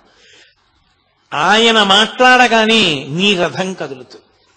ఇన్నాళ్ళు తపస్సు అని తిరుగుతున్నావుగా, ఇప్పుడు అసలు తపస్సు అంటే ఏమిటో తెలిసి నీలోని రథం కదిలి అద్భుతమైనటువంటి కవనము, లోకాన్ని ఉద్ధరించగలిగినటువంటి స్తోత్రాలు, మంత్ర సంబంధమైనవి నీ నుండి జాలువారతాయి. ఈ 2 రథములు కదపడానికే నా రథాన్ని ఆపి పిలిచాను, ఎక్కుకొండ అనిపించి. ఆయన వెంటనే లోపలికెళ్ళి ఇక విశ్వనాథ అయ్యర్ని కూడా పిలవాల. మంచి ఎండాకాలం, గబగబా ఉత్తరీయం తీసి భుజం మీద వేసుకుని అరుణాచలం కొండెక్కడం మొదలుపెట్టారు. విరూపాక్ష గుహలో ఉంటారు స్వామి. విరూపాక్ష గుహలోకి వెళ్ళడం అంత తేలిక కాదు. ఆ రోజుల్లో జనం విపరీతంగా వెడుతుండేవారు. అందులో కృత్తికా దీపోత్సవంలో స్వామివారి ఊరిదిగింపు వాహనాల మీద జరుగుతున్నంతసేపు స్వామి దగ్గర ఉంటారు. అయిపోగానే రమణుల దగ్గర వెళ్ళిపోతారు అందరూ. ఆ విరూపాక్ష గుహ చుట్టూ ఓ తడిక కట్టి తలుపులు పెట్టి తాళం వేసేవాడు పళనిస్వామి. ఆయన ఎందుకో ఆ రోజున తాళం వేయడం మానేసి తలుపులు తెరిచి ఏదో శారీరక అవసరం తీర్చుకోవడానికి వెళ్ళాడు. అసలు ఆయన చుట్టూ చాలా మంది జనం ఉంటారు దర్శనానికి వచ్చి. రమణుల దర్శనం అంత తేలిగ్గా అవదు. కాబట్టి ఎలా అవుతుంది? నాకు ఇలా మాట వినపడింది, మరి నేను వెడుతున్నానే ఆయన దర్శనానికి అనుకుని, సరే నాకు ఏ ఈశ్వరుడు ఇది తోపించాడో ఆయనే నిర్ణయిస్తాడని గబగబ పైకెక్కారు. ఏ సంఘటన రమణ మహర్షికి జరిగిందో అదే సంఘటన గణపతి మునికి జరిగింది. రమణ మహర్షి అరుణాచలానికి వచ్చినప్పుడు దేవాలయం తలుపులు తెరిచి ఎవ్వరూ లేకుండా ఎలా ఉందో అలా విరూపాక్ష గుహలో కూర్చోకుండా విరూపాక్ష గుహ నుంచి బయటికి వచ్చి ఒక బండ మీద కూర్చుని ఉన్నారు రమణ మహర్షి. చక్కగా కళ్ళు తెరుచుకొని చూస్తున్నారు. పక్కన ఎప్పుడూ నీడలా ఉండే పళనిస్వామి కూడా లేడు. ఒక్క భక్తుడంటే ఒక్క భక్తుడు కూడా లేడు. తడిక తీసేసి తలుపులు తీసేసి ఉన్నాయి. ఏమి ఆశ్చర్యం! గుహలో ఉంటే అంతర్ముఖులై ఉంటారు, పలకరు, మాట్లాడకూడదు. బయటకు వచ్చి బండ మీద కూర్చుని కళ్ళు తెరుచుకుని ఉన్నారే అని గబగబా పరిగెత్తారు. పరిగెత్తి ఆయన ముందు పడిపోయి తన కుడి చెయ్యి తీసి ఆయన కుడి పాదం మీద, ఎడం చెయ్యి తీసి ఎడం పాదం మీద వేసి గట్టిగా పట్టుకున్నారు రెండు పాదాలు. పట్టుకుని, అయ్యా తపస్సు అన్న మాటకి అర్థం తెలియకుండా తిరుగుతున్నాను, మీరు దయచేసి దీనుణ్ణి అనుగ్రహించి తపస్సు అంటే ఏమిటో తెలియచేయవలసింది అన్నారు. ఆయన చాలా కాలంగా మాట్లాడకపోవడం వల్ల ఆయన కంఠనాళాల్లోంచి మాట వచ్చేది కాదు. ఆయన తేరిపారి చూసి గుర్తుపట్టారు. దేవాలయంలో హరసహస్రం చదివిన వ్యక్తి ఇతనే, కావ్యకంఠ గణపతి ముని అనేటటువంటి బిరుదుతో కూడిన పేరున్నవాడు ఇతనే. అంతే. యథార్థమునకు పరమేశ్వరుడు విఘ్నేశ్వరుణ్ణి సుబ్రహ్మణ్యుణ్ణి కలిపాడు. అక్కడ అన్న కాళ్ళని తమ్ముడు పట్టుకుంటాడు, ఇక్కడ తమ్ముడు కాళ్ళని అన్న పట్టుకున్నాడు, అంతే తేడా. ఈయన ఎప్పుడైతే కాళ్ళు పట్టుకున్నారో కంఠాన్ని సవరించుకుని రమణులు మొట్టమొదటిసారి నోరు విప్పారు. నోరు విప్పుతూనే నాయనా అన్నారు. అందుకని కావ్యకంఠ గణపతి ముని పేరు నాయనా అని మారిపోయిన తర్వాత ఎప్పుడు ఎవరిని ఏమి మాట్లాడడం కాని పిలవడం చెయ్యడం లేనటువంటి స్వామి అకస్మాత్తుగా నాయనా అన్నారు. నాయనా అని ఎవరిని పిలుస్తారంటే బాగా లోపలికి దక్షిణ దేశంలో విఘ్నేశ్వరుణ్ణి పిలుస్తారు, నాయనా అంటారు. అది విఘ్నేశ్వరుడి పేరు పెట్టుకున్న మనుష్యుల్ని నాయనా అని పిలవరు. ఎవరైనా ఒకవేళ ఏ వినాయక శాస్త్రనో పేరు పెట్టుకున్నారనుకోండి, ఆయన్ని నాయనా అని పిలవరు. ఒక్క ఈశ్వరుణ్ణి, దేవాలయంలో ఉన్న స్వామినే నాయనా అని పిలుస్తారు. నాయనా అని గణపతి మునిని పిలిచారు. అంటే ఆయనకి ఏమి కనపడిందో మరి గణపతి మునిలో. నాయనా అని పిలిచి, నువ్వు అడిగిన దానికి జవాబు చెప్తాను చూడు. మనకి నేను నేను అని ఒక భావన పుడుతూ ఉంటుంది లోపల నుంచి. అది ఎప్పుడూ లోపల నుంచి వస్తుంటుంది. అహం స్ఫురణ అనేవారు మహర్షి దాన్ని. నేను నేను నేను అన్న భావన వస్తూ ఉంటుంది. నేను ఉపన్యాసానికి వెళ్ళాలి, నేను పడుకోవాలి, నేను అలిసిపోయాను, నేను ఇవాళ పలహారం తక్కువ చేశాను, నేను అన్నం తిన్నాను, అలా నేను నేనంటుంటుంది. ఈ నేను నేనన్న భావన ఎక్కడి నుంచి పుడుతోందో ఆ మూలములలోకి వెళ్ళు, మనసుని ఆధారం చేసుకుని వెళ్ళు. ఏ మూలం దగ్గరికి వెడతావో ఆ మూలం దగ్గరికి వెళ్ళినప్పుడు మనసు అందులో లయమైపోతుంది. ఆ లయమైపోయినటువంటి చోటే తపస్సు యొక్క సిద్ధి పొందేటటువంటి చోటు. నువ్వు మంత్రజపం చేస్తున్నావు, మంత్రజపం చేసేటప్పుడు మంత్రము యొక్క నాదము ఎక్కడ మొదలవుతోందో, ఆ నాదం ప్రారంభ స్థానం ఎక్కడుందో అక్కడికి వెళ్ళు. వెనక్కి వెడితే ఆ స్థానమునందు ఆ మనసు లయమైపోతుంది. అదే తపస్సు అని 2 వాక్యాలు చెప్పారు.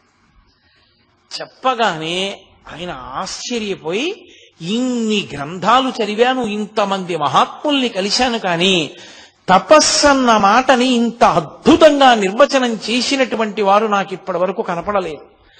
నా అదృష్ట విశేషం మహానుభావ, మీ దర్శనమైంది. తపస్సు అన్న మాటకి నాకు ఇవాళ యథార్థమైనటువంటి అర్థము గోచరించింది, తప్పకుండా అలా చేస్తానన్నారు. అనగానే భగవాన్ అన్నారు, గుహలో కూర్చో, వెళ్ళి గుహలో కూర్చుని ధ్యానం చెయ్యి, తపస్సు చెయ్యి అన్నారు.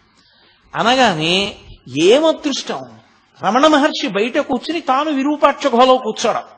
వెంటనే గణపతి ముని ఆ విరూపాక్ష గుహలోకి వెళ్లి గుహలో కూర్చున్నారు. 1 గంట సేపు ధ్యానం చేశారు. రమణులు చెప్పినదేదో దాన్ని పూర్తిగా అనుభవించిన స్థాయి లేదు, కానీ మార్గం దొరికింది. సంతోషంతో మళ్ళీ బయటికి వచ్చారు.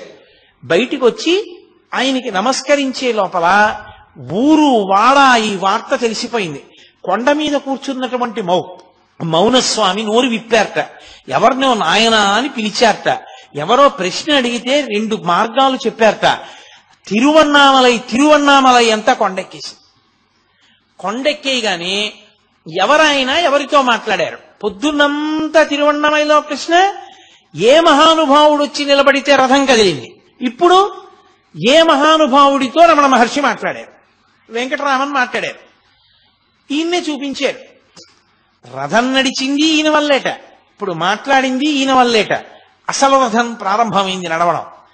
వెంటనే రమణ మహర్షి చెప్పిన దానికి శ్లోక రూపం ఇచ్చి రమణ పంచకము అని రమణుల యొక్క తత్వం మీద 5 శ్లోకాలు చెప్తూ ఆయన అన్నారు, ఈయనకి వెంకటరామన్ కాదు, ఇక నుంచి భక్తులు ఆయన నామాన్ని జపం చేసుకోవడానికి వీలుగా ఆయన నామజపం చెయ్యడం చేత ఆయన అనుగ్రహంతో ప్రతిబంధకాల్ని పోగొట్టుకుని తత్వ విచారణ చెయ్యడానికి కావలసినటువంటి యోగ్యతని పొందడానికి అనువైన స్థితిని కలగడం కోసం ఈయనకి నేను రమణ అని పేరుంచుతున్నాను. ఆయన ఈయనకి నాయనా అని పేరుంచారు, ఈయన ఆయనకి రమణ అని పేరుంచారు. నిన్న చెప్పాను కదా, భగవంతుని యొక్క విభూతులన్నీ ఆయన ఎందున్న కారణం చేత భగవాన్ రమణ మహర్షి అని పేరుంచుతున్నానని ఇక నుంచి అందరూ ఆయన్ని అలా పిలవాలి అని శాసనం చేశారు. అప్పటి నుంచి లోకంలో ఆయనకి భగవాన్ రమణ మహర్షి అన్న పేరు వచ్చింది. సరే, కొంతకాలం అయింది. అప్పటి నుంచి కావ్యకంఠ గణపతి మునితో మాట్లాడుతుండేవారు. వచ్చే వాళ్ళతో కూడా అప్పుడప్పుడు నోరు విప్పి మాట్లాడడం మొదలు పెట్టారు రమణ మహర్షి. కొంతకాలం అయిన తర్వాత కావ్యకంఠ గణపతి ముని అడిగారు, నాకు కూడా ఒక గుహా ప్రాంతం ఏదైనా విడిదిగా ఇవ్వండి, నేను ఆ గుహలో కూర్చుని నేను కూడా తపస్సు చేసి ఉమాసహస్ర రచన చెయ్యాలని కోరికగా ఉంది. పరదేవతానామములను 1000 నామములను నేను ఉమాసహస్రమన్న పేరుతో రచన చెయ్యాలి. అందులో అమ్మవారికి సంబంధించినటువంటి బీజాక్షరములన్నిటినీ కూడా నిక్షిప్తం చేస్తానన్నారు. రమణ మహర్షి స్వయంగా కావ్యకంఠ గణపతి ముని చెయ్యి పట్టుకుని అక్కడే ఉన్నటువంటి మామిడి చెట్టు గుహ అంటారు, చ్యుత గుహ అని, ఆ గుహలోకి తీసుకెళ్లి నువ్వు ఇదిగో ఈ గుహా ప్రవేశం చేసి ఈ గుహలో కూర్చుని ఇక్కడ నుండి నువ్వు ఆ ఉమాసహస్ర రచన చేయవలసింది అన్నారు. 20 రోజుల లోపల ఈ సహస్రాన్ని పూర్తి చేస్తాను. 20వ రోజు అర్ధరాత్రి 12 గంటల వేల్టికి నేను ఈ ఉమాసహస్ర రచన పూర్తి చెయ్యలేకపోతే అప్పటి వరకు ఎంత రచన చేశానో ఆ రచన అంతా చింపేస్తానని ప్రతిజ్ఞ చేశాడు కావ్యకంఠ గణపతి ముని. అక్కడ వరకు బాగుంది. హరసహస్రం అన్ని శ్లోకాలు రోజూ చదివినా పరమశివుడు అన్నం పెట్టలేదన్న కోపంతో హరసహస్రాన్ని చింపేశారు అంతకుముందు. అందులో ఏవో కొద్ది శ్లోకాలే మిగిలాయి. ఇక్కడ నడుస్తోంది. ప్రతిరోజు ఆ ఉమాసహస్రం ఆయన ధ్యానం చేస్తుండేవారు, దాన్ని రచన చేస్తుండేవారు. హెచ్ఎమ్మాళ్ అన్నం పట్టుకొచ్చి ఇస్తుండేది. ఒకరోజు అకస్మాత్తుగా ఆయనకి ఉదయం 7 గంటలకే విపరీతమైన ఆకలేసేసింది. అది అమ్మవారి ఉపాసనలో ఉండేటటువంటి ఒక వైచిత్రి. అమ్మవారి ఉపాసన చేసేటటువంటి వాళ్ళకి బాగా తెలుస్తుంది. అకస్మాత్తుగా వాళ్ళకి పిచ్చాకలేస్తుంది. అంత పిచ్చాకలేస్తే నిజంగా మీరు తీసుకొచ్చి అన్నం పెట్టారనుకోండి, అన్నం చూడగానే త్రేణుపు వచ్చి వెళ్ళిపోతారు. అన్నం తిన్నంత కడుపు నిండిపోతాయి. కానీ పిచ్చి ఆకలిస్తూ ఉంటుంది. రామకృష్ణ పరమహంసకు అలాగే వేస్తుంటే వాళ్ళ గురువుగారు ఆయనతో ఉండేటటువంటి అంతేవాసి తీసుకెళ్లి అన్నం కుంభం చూపించారు. చూపించగానే ఆయనకి త్రేణుపు వచ్చింది. కాబట్టి ఈయనకి విశేషమైన ఆకలేసేస్తోంది ఉదయం 7 గంటలకి. రాత్రి పాలు తాగుతారు. ఎలా 7 గంటలకు అన్నం ఎక్కడి నుంచి వస్తుంది అనుకుంటున్నారు? ఆ హెచ్ఎమ్మాళ్ళకి అన్నం పప్పు వండుతోంది ఆవిడ. అకస్మాత్తుగా ఒక దివ్య స్వరూపం ఒకటి కనపడి వెంటనే గణపతి మునికి అన్నం పట్టుకెళ్ళి ఇచ్చేసేయని వినపడింది. ఆవిడ గిన్నెల్లో పట్టుకుని అన్నం పప్పు పట్టుకెళ్ళి చూత గుహలో పెట్టింది. ఆయన రెండిటి వంక చూశారంతే, త్రేడుపులు వచ్చాయి. 17 రోజులైంది. 4 వంతులు పూర్తయిపోయింది ఉమాసహస్రం. ప్రతిరోజు సాయంకాలం భగవాన్ రమణ మహర్షి కూడా వచ్చి కూర్చుని అప్పటి వరకు ఎంత భాగం రచన పూర్తయిందో అంత భాగాన్ని ఆయన కూడా వింటూ ఉండేవారు, మాట్లాడుతూ ఉండేవారు, వెళ్ళిపోతూ ఉండేవారు. 4 వంతులు పూర్తయిపోయిన తర్వాత 17 రోజులు అయిపోయింది. ఇంకా 3 రోజులు ఉంది. 1/4 వంతు భాగం పూర్తవ్వాలి. వేలు మీద పెద్ద గోరు చుట్టు పుట్టింది. విపరీతమైనటువంటి పోటు. కలం ఇలా పట్టుకోలేకపోయారు. అలాగే ఇంకొక్క రోజు మాత్రమే మిగిలింది. ఒక్క శ్లోకం కూడా రచన చేయలేరు. ఈ ఉమాసహస్రం చదివి వినిపిస్తారని పక్క ఊళ్ళంతటా టౌకేశారు, పందిళ్ళేసేశారు, ఏదో ఉత్సవంలాగా. ఎందరో ఊళ్ళ నుంచి బయలుదేరి వచ్చేస్తున్నారు. ఇక్కడేమో వేలుకి గోరు చుట్టు, నడవట్లేదు. ఇంకా తెల్లవారితే 20వ రోజు. ఆ 19వ రోజు రాత్రి అరుణాచలంలో తిరువణ్ణామలైలో ఉండేటటువంటి ఒక వైద్యుడికి కల్లో పరమశివుడు కనబడ్డాడు. కనబడి కొండ మీద ఒక మహానుభావుడు ఉమాసహస్రం రచన చేస్తున్నాడు. వేలుకి గోరు చుట్టేసింది, రాయలేకపోతున్నాడు.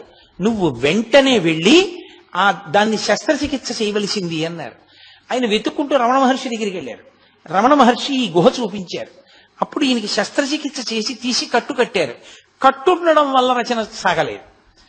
అప్పుడు ఆయన దగ్గర ఉండే స్నేహితులందరూ కలిసి అన్నారు, మరి ఇవాళ రాత్రి అయిపోవాలి 12 గంటల లోపల, ఎలా అంటే ఆయన అన్నారు, రమణ మహర్షి అన్నారు, ఆశువుగా కవితాధార చెప్పగలరు కాబట్టి 5 పృచ్ఛకులు తిరువణ్ణామలై నుంచి కొండ మీదకి వస్తారు.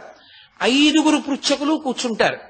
5 వృత్తాలలో ఇన్ని శ్లోకాలని వీరు ఆశువుగా చెప్తుంటే వాళ్ళు రాసేస్తారు. ఇటు తిరిగి ఇటు తిరిగి ఇటు తిరిగి ఇటు తిరిగి ఇటు తిరిగి చెప్పేస్తుంటే వాళ్ళు రాసేస్తుంటారు.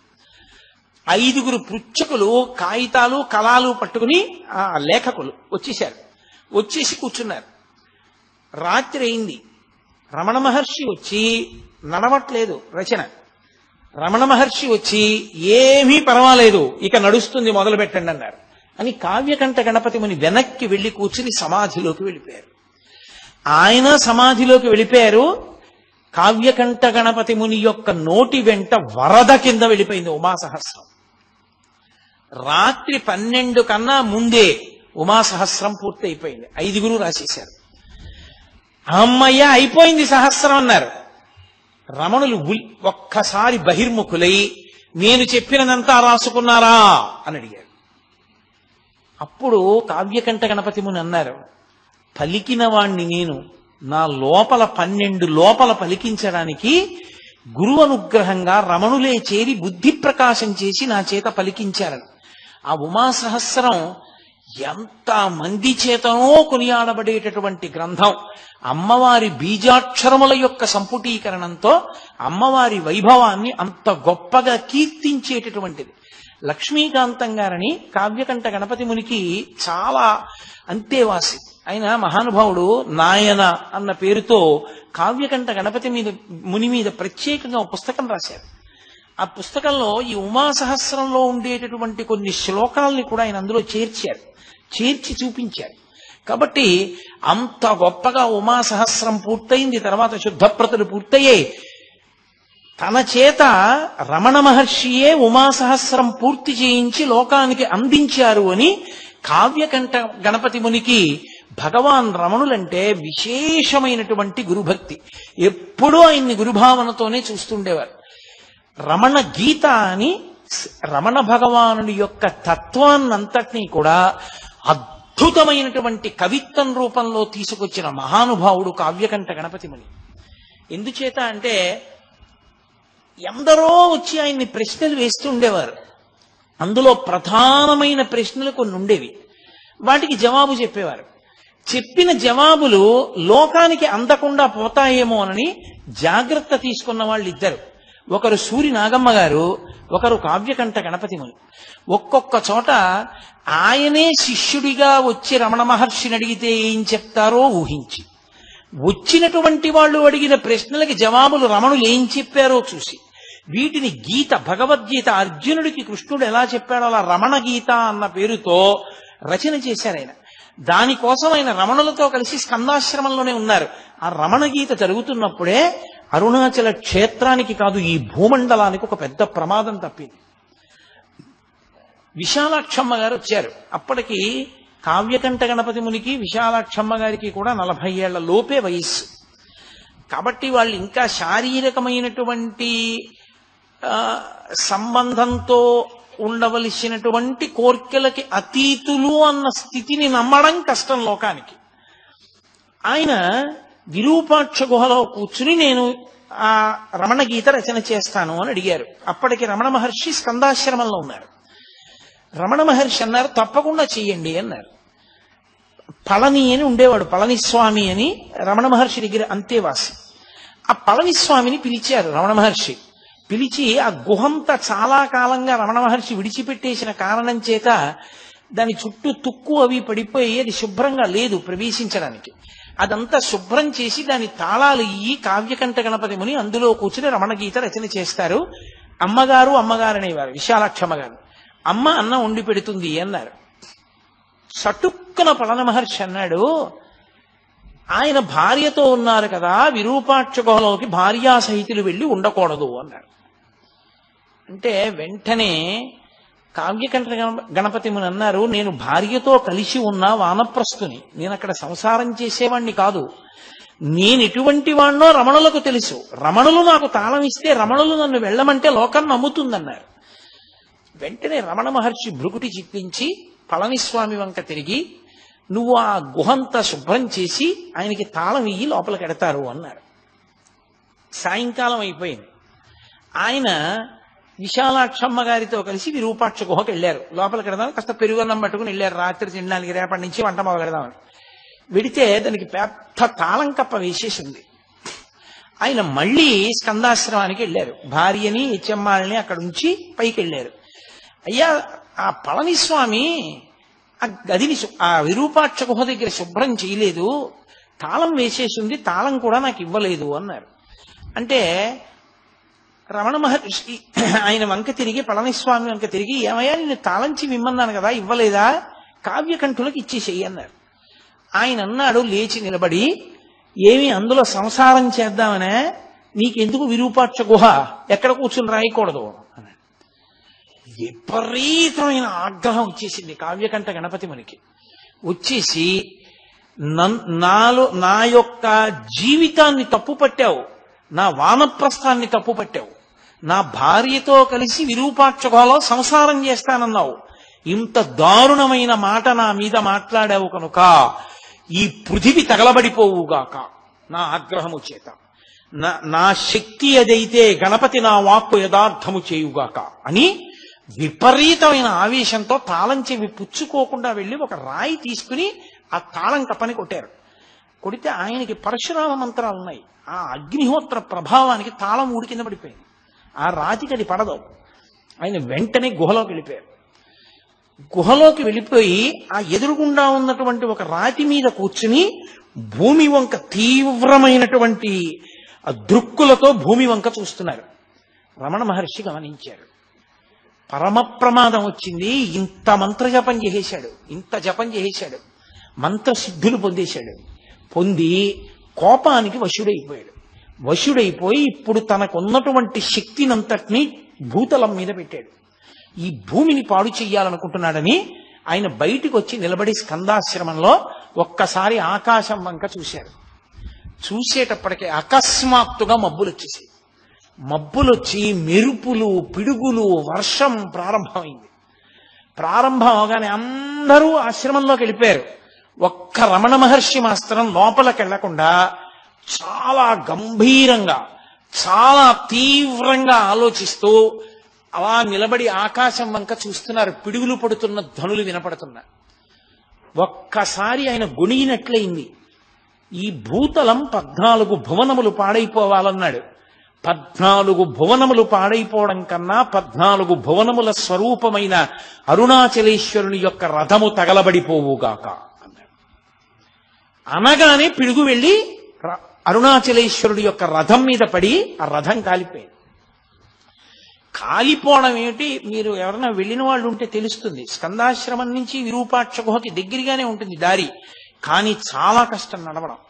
ఎంత జాగ్రత్తగానో నడవాలి, కాళ్ళు జారిపోతాయి. అందున అంత వర్షం పడినప్పుడు జారి పడిపోతారు. అతి వేగంతో వచ్చేసి విరూపాక్ష గుహలోకి వెళ్ళి కావ్యకంఠ గణపతి ముని చేయి పట్టుకున్నారు. పట్టుకోగానే గురువు గారు వచ్చారని లేచి నిలబడ్డారు. నాకు చేతిలో చెయ్యి వేసి ప్రమాణం చెయ్యి అన్నారు. దేనికన్నారు? కావ్యకంఠ గణపతి ముని, ఇన్ని మంత్రసిద్ధులు పొందావు, కానీ కోపానికి వశపడి లోకాన్నే పాడు చెయ్యాలనుకున్నావు, ఇంకెప్పుడు జీవితంలో కోపానికి వశపడదని ప్రమాణం చెయ్యి అన్నారు. వెంటనే చేతిలో చెయ్యేసి ప్రమాణం చేశారు, ఇంకెప్పుడు నేను కోపానికి వశుణ్ణి కాదని. అందుకే స్థాయిని బట్టి కోపాన్ని అణుచుకునే శక్తి లేకపోతే ఉపద్రవాలు వస్తాయి. ఆ రోజున అరుణాచలేశ్వరుడి రథం తగలబడిపోయింది. తగలపడిపోవడం వల్ల రమణులు అన్నారు, పోన్లేండి ఈ కారణం చేత స్వామికి కొత్త రథం ఏర్పడింది అన్నారు. మళ్ళీ నూతనమైనటువంటి రథాన్ని స్వామికి తయారు చేశారు. కావ్యకంఠ గణపతి ముని యొక్క వాక్కు అంత ప్రమాదకరం, అంటే అంత శక్తివంతమైంది. అన్ని మంత్రముల యొక్క ఉపాసన, అన్ని సిద్ధులను పొందారు మహానుభావుడైన. అటువంటి వ్యక్తి అరుణాచలంలోనే ఉండి స్కందాశ్రమానికి వెళ్ళిపోయారు. తర్వాత విరూపాక్ష గుహలో ఆయన కూర్చోలేకపోయారు. ఎండ వేడికి లోపల గాలి లేక అందులో కూర్చోలేక భార్యని చెన్నై పంపించేసి ఆయన స్కందాశ్రమానికి వెళ్ళిపోయారు. వెళ్ళిపోయి ఆ స్కందాశ్రమంలో రమణ మహర్షితోటే కూర్చుని ఆ రమణ గీత పూర్తి చేశారు. ఆ రమణ గీత పూర్తయిపోయింది. పూర్తయిపోయిన తర్వాత ఆయన అసలు భగవాన్ రమణుల యొక్క తత్వం లోకంలో ప్రకాశించడానికి, రమణ వైభవం ప్రకాశించడానికి చాలా చాలా కారణభూతులైన వ్యక్తుల్లో ఒకరు కావ్యకంఠ గణపతి ముని. అసలు ఇంకా యథార్థంగా చెప్పాలంటే వాళ్ళిద్దరూ విఘ్నేశ్వర సుబ్రహ్మణ్య స్వరూపాలు. వాళ్ళిద్దరూ కలిసి జీవితంలో అపురూపమైన సంఘటనలకు కారణమయ్యారు అరుణాచల క్షేత్రంలో. ఇద్దరికీ అరుణాచల క్షేత్రంతో అంత సంబంధం. బహుశః కావ్యకంఠ గణపతి ముని అరుణాచలం వెళ్లి ఉండి ఉండకపోతే రమణుల నోటి వెంట ఒక్క మాట కూడా లోకానికి అందదు, రమణుల సందేశం కూడా అందదు. కావ్యకంఠ గణపతి ముని కారణంగానే ఆ రథం కదిలింది. అది తరువాతి కాలంలో ఎందరికో మార్గదర్శనమైంది. ఆ తరువాత తిరువత్తూరు వెళ్ళిపోయారు. నేను యాత్రకు వెడతాను అని చెప్పి బయలుదేరారు. రమణుల నోటి వెంట ఏదీ అనవసరంగా రాదు. యాత్రకు బయలుదేరుతుంటే రమణులు అన్నారు, మీతో వాసుదేవ శాస్త్రిని తీసుకెళ్ళండి అన్నారు. ఎందుకన్నారో అలా అని వాసుదేవ శాస్త్రిని కూడా తీసుకెళ్లారు. తీసుకెళ్లి చెన్నైలో బయలుదేరుతూ అన్నారు, అనవసరంగా రమణులు ఇతన్ని పంపించారు, ఎందుకు పంపించారో అని ఇవాళ మనం ఏ దిక్కుగా వెడదామని అడిగారు వాసుదేవ శాస్త్రిని. ఆయన అన్నాడు, మనం తిరువత్తూరు దిశగా వెడదాం, దానికి ఆదిక్షేత్రం అని పేరు, అదే మొదటి క్షేత్రం, అటు వెడదామన్నాడు. తిరువత్తూరు వెళ్ళారు. అక్కడే కావ్యకంఠ గణపతి మునికి కపాలి శాస్త్రితో అనుబంధం ఏర్పడింది. కపాల శాస్త్రి పుస్తకాలు మీలో ఎవరైనా చదివారేమో నాకు తెలియదు. కావ్యకంఠ గణపతి ముని ఎంతటి మహాప్రకాండుడో, ఎంతటి సంస్కృత భాషా ధురీనుడో, అంతటి గొప్ప రచనా వైభవం ఉన్నవాడు, మహావేదాంతి ఆయన కూడా. కపాలి శాస్త్రి ఎన్నో గ్రంథాలు రచించారు. ఆయన ఇటు రమణులతోటి అటు అరవిందులతోటి కూడా సంబంధం ఉన్న వ్యక్తి. కాబట్టి అటువంటి ఆయన ఒక పాడుపడిపోయినటువంటి విఘ్నేశ్వర దేవాలయంలో కూర్చుని 20 రోజుల నేను ఇక్కడ 18 రోజుల పాటు రమణులు నాకు ఎటువంటి తత్వాన్ని తపస్సుకి చెప్పారో అటువంటి తపస్సు చేస్తాను అని పగటి పూట అన్నం తినడం కూడా మానేసి ద్రవ పదార్థం ఒక్కటే పుచ్చుకునేవారు. 18 రోజులు అయిపోయింది. అయిపోయిన తర్వాత ఇక్కడ కావ్యకంఠ గణపతి ముని కూర్చుని జపం చేస్తున్నారు. మంచి సమాధిలోకి ప్రవేశించే ప్రయత్నంలో ఉన్నారు. ఆయన చెప్పిన మార్గంలో లోపలికి వెళ్లి అన్వేషిస్తున్నారు, ఎక్కడి నుంచి పుడుతోంది నేనన్న భావన అన్నది. ఆయన చేస్తుండగా సాయంకాలం 4 అలా అవుతుండగా విపరీతమైన నీరసం వచ్చేసి అసలు కూర్చోలేక శవాసనం వేసేసి శవాసనం మీ అందరికీ తెలిసినదే, నేల మీద పడుకుని నా గురువు రమణ భగవానులు ఉంటే బావుణ్ణు అన్నారు. ఆశ్చర్యం ఏం జరిగిందంటే అక్కడ అరుణాచలంలో రమణ మహర్షి ఎక్కడ కూర్చుని ఉన్నారో అక్కడి నుంచి ఒక్క ఎగురు పైకి ఎగిరి కింద పడ్డారు ఆసనం మీద. అక్కడ ఏమైందో తెలుసా, ఈయన ఎగిరి కింద పడే లోపల నా గురువు రమణులుంటే బావుణ్ణు అనుకున్నారు. అంతే. శవాసనం వేసి పడుకున్న కావ్యకంఠ గణపతి ముని యొక్క గుండెల మీద ఎడంచి పెట్టి గట్టిగా నొక్కి కుడి చేతిని ఆ బ్రహ్మరంధ్రం దగ్గర మాడు దగ్గర పెట్టి నొక్కారు రమణ మహర్షి. కొద్ది కాలం, నేను చెప్పినంతసేపు కూడా లేదు, ఇలా నొక్కారు. రమణులు వచ్చారని అర్థమైంది కావ్యకంఠ గణపతి మునికి. ఒక్కసారి దొల్లి ఆయన పాదములు చూద్దాం అనుకున్నారు, కానీ ఎడంచేత్తో గుండె నొక్కి పెట్టడంలో రమణుల స్పర్శ వలన పులకాంకిత గాత్రుడైపోయి ఒళ్ళంతా విద్యుద్వలయాలు ప్రవహిస్తున్నట్లుగా అయిపోయి ఆయన కదలలేకపోయారు, అలాగే ఉండిపోయారు. అంతే. ఇక్కడున్నవారు ఇక్కడే ఉన్నారు, అక్కడికి వెళ్ళారు. ఒక్కసారి ఆ రహస్యం బయట పెట్టారు రమణ మహర్షి. తన నోటి వెంట తానే ఒక్కసారి జారిపోయారు నోరు. అవును, తిరువత్తూరు క్షేత్రంలో ఫలానా చోట వెడుతున్నప్పుడు చీకటిగా ఉంటుంది, పాడుపడిపోయిన గణపతి దేవాలయం ఉంది కదూ అన్నారు. ఎప్పుడూ తిరువణ్ణామలై విడిచిపెట్టి వెళ్ళని వ్యక్తికి ఎలా తెలుసది? ఆయన వెళ్ళారు. అక్కడికి వెళ్ళి కావ్యకంఠ గణపతి మునికి సూక్ష్మ శరీరంతో వెళ్ళి హస్తదీక్ష ఇచ్చారు. బహుశః నాకు తెలిసినంత వరకు రమణుల వాంగ్మయంలో ఆయన హస్తదీక్ష పొందినటువంటి ఏకైక వ్యక్తి కావ్యకంఠ గణపతి ముని ఒక్కరే. వాళ్ళిద్దరి అనుబంధం అటువంటిది. ఆ తరువాత అక్కడ 20 రోజులు దీక్ష పూర్తి చేసేశారు. పూర్తి చేసి చాలా ప్రదేశాలు తిరిగారు, వచ్చారు. ఆ మహాతల్లి కావ్యకంఠ గణపతి ముని యొక్క భార్య గారు విశేషంగా మంత్రజపం చేసేవారు. ఆవిడ కూడా మంత్రజపం చేసే వాళ్ళకి ఎప్పుడైనా దృష్టి మరలిపోతోంది అనుకోండి, వాళ్ళు ఏం చేస్తారంటే కాస్త విభూతి తీసి నోట్లో వేసుకుంటూ ఉంటారు. ఆవిడికి తరచుగా విభూతి తీసుకోవడం అలవాటు. అలా అస్తమానం విభూతి తీసుకోవడం వల్ల ఏమైపోయిందంటే ఆవిడ నెత్తురంతా విభూతి కలిసిపోయి గడ్డల కింద ఏర్పడిపోయి ఆవిడకి ప్రాణోత్క్రమణ కాలం ఆసన్నం అయిపోయి ఆవిడ ప్రాణం విడిచిపెట్టేసే ముందు కూడా మంత్రజపం చేస్తూనే ప్రాణం వదిలిపెట్టేసింది.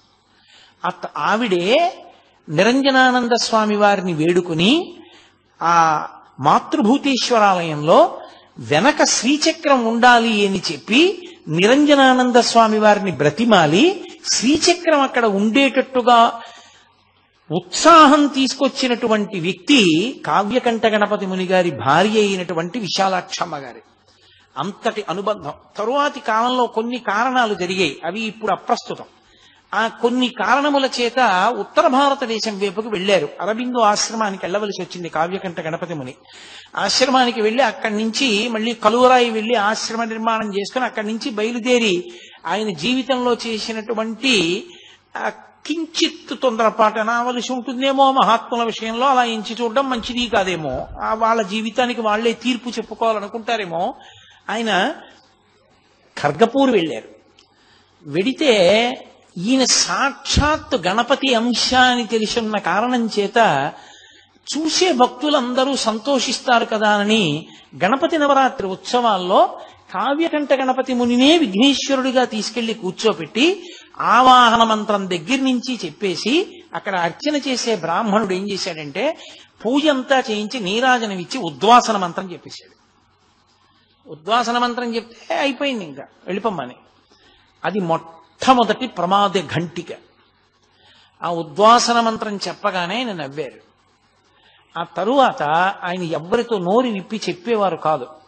సరి అయిన పండ్ల రసం కూడా లేక చాలా కష్టపడ్డారు పాపం మహానుభావుడు. కష్టపడి నేను మీతో మనవి చేశానే, ఆయనకి అత్యంత దగ్గర వారు లక్ష్మీకాంతం గారని. ఆయన వెళ్ళినప్పుడు ఏమైందంటే బ్రహ్మాండమైనటువంటి వర్షం పడింది. లక్ష్మీకాంతం గారు వెళ్ళినప్పుడు ఈ కావ్యకంఠ గణపతి మునప్పుడు ఒక పాకలో ఉన్నారు. పాకంతా కురిసేసింది. అంతటి మహానుభావుడు అటువంటి స్థితిలో ఉన్నారు ఆ సమయంలో, కష్టకాలం. ఆయన పడుకున్న మంచం తప్ప మిగిలిన చోటంతా వాన కురిసేస్తోంది. లక్ష్మీకాంతం గారు అన్నారు, ఎందుకు ఇక్కడ ఆ ఖర్గపూర్లోని తెలిసి ఉన్నటువంటి మిత్రుడు ఉన్నాడు, అతని ఇంటికి వెళ్ళిపోదురు కానీ పోనీ మీకు ఏదైనా సమయం ఉంటే చెప్పండి, ముహూర్తం ఉంటే అప్పుడే వెడదామన్నారు. ఆయన ఒక నవ్వు నవ్వి రేపు మధ్యాహ్నం 2:30 వెళ్ళిపోతుంది అన్నారు. ఈయన అనుకున్నారు 2:30కి బయలుదేరతారు అనుకున్నారు. ఇంతలో అకస్మాత్తు పనొచ్చి కలకత్తా వెళ్ళవలసి వచ్చింది. ఆయన నేను వస్తాను రేపు మళ్ళీ అని అన్నారు. 12 గంటలకు ఆయన లక్ష్మీకాంతం గారు ఆఫీస్ నుంచి తిరిగి వచ్చి మళ్ళీ ఖర్గపూర్ బయలుదేరదామని బయలుదేరుతున్నారు. 12 గంటలకు ఆయన బట్టలు వేసుకుని బయటికి వచ్చి తాళం వేయబోతున్నారు. భార్యను అక్కడ ఉంచారు శుశ్రూషకి. పక్కింటి ఆవిడ వచ్చి, అయ్యో అన్నయ్య గారు బయలుదేరుతున్నారా, కొద్దిగా టీ తాగి వెళ్ళండి అన్నారు. కొద్దిగా టీ తాగి వెళ్ళమంటున్నారు కదా అని ఆయన ప్రభావం వెళ్ళిపోవలసిన సమయం ఆసన్నం అయిపోయింది. 12 గంటలకి ఆవిడ టీ తెచ్చేదాకా కదా అని అక్కడ పరుపు కనపడితే దాని మీద పడుకున్నారు. ఆవిడ వచ్చి అరిచి అరిచి అరిచింది. ఆయన లేవలా.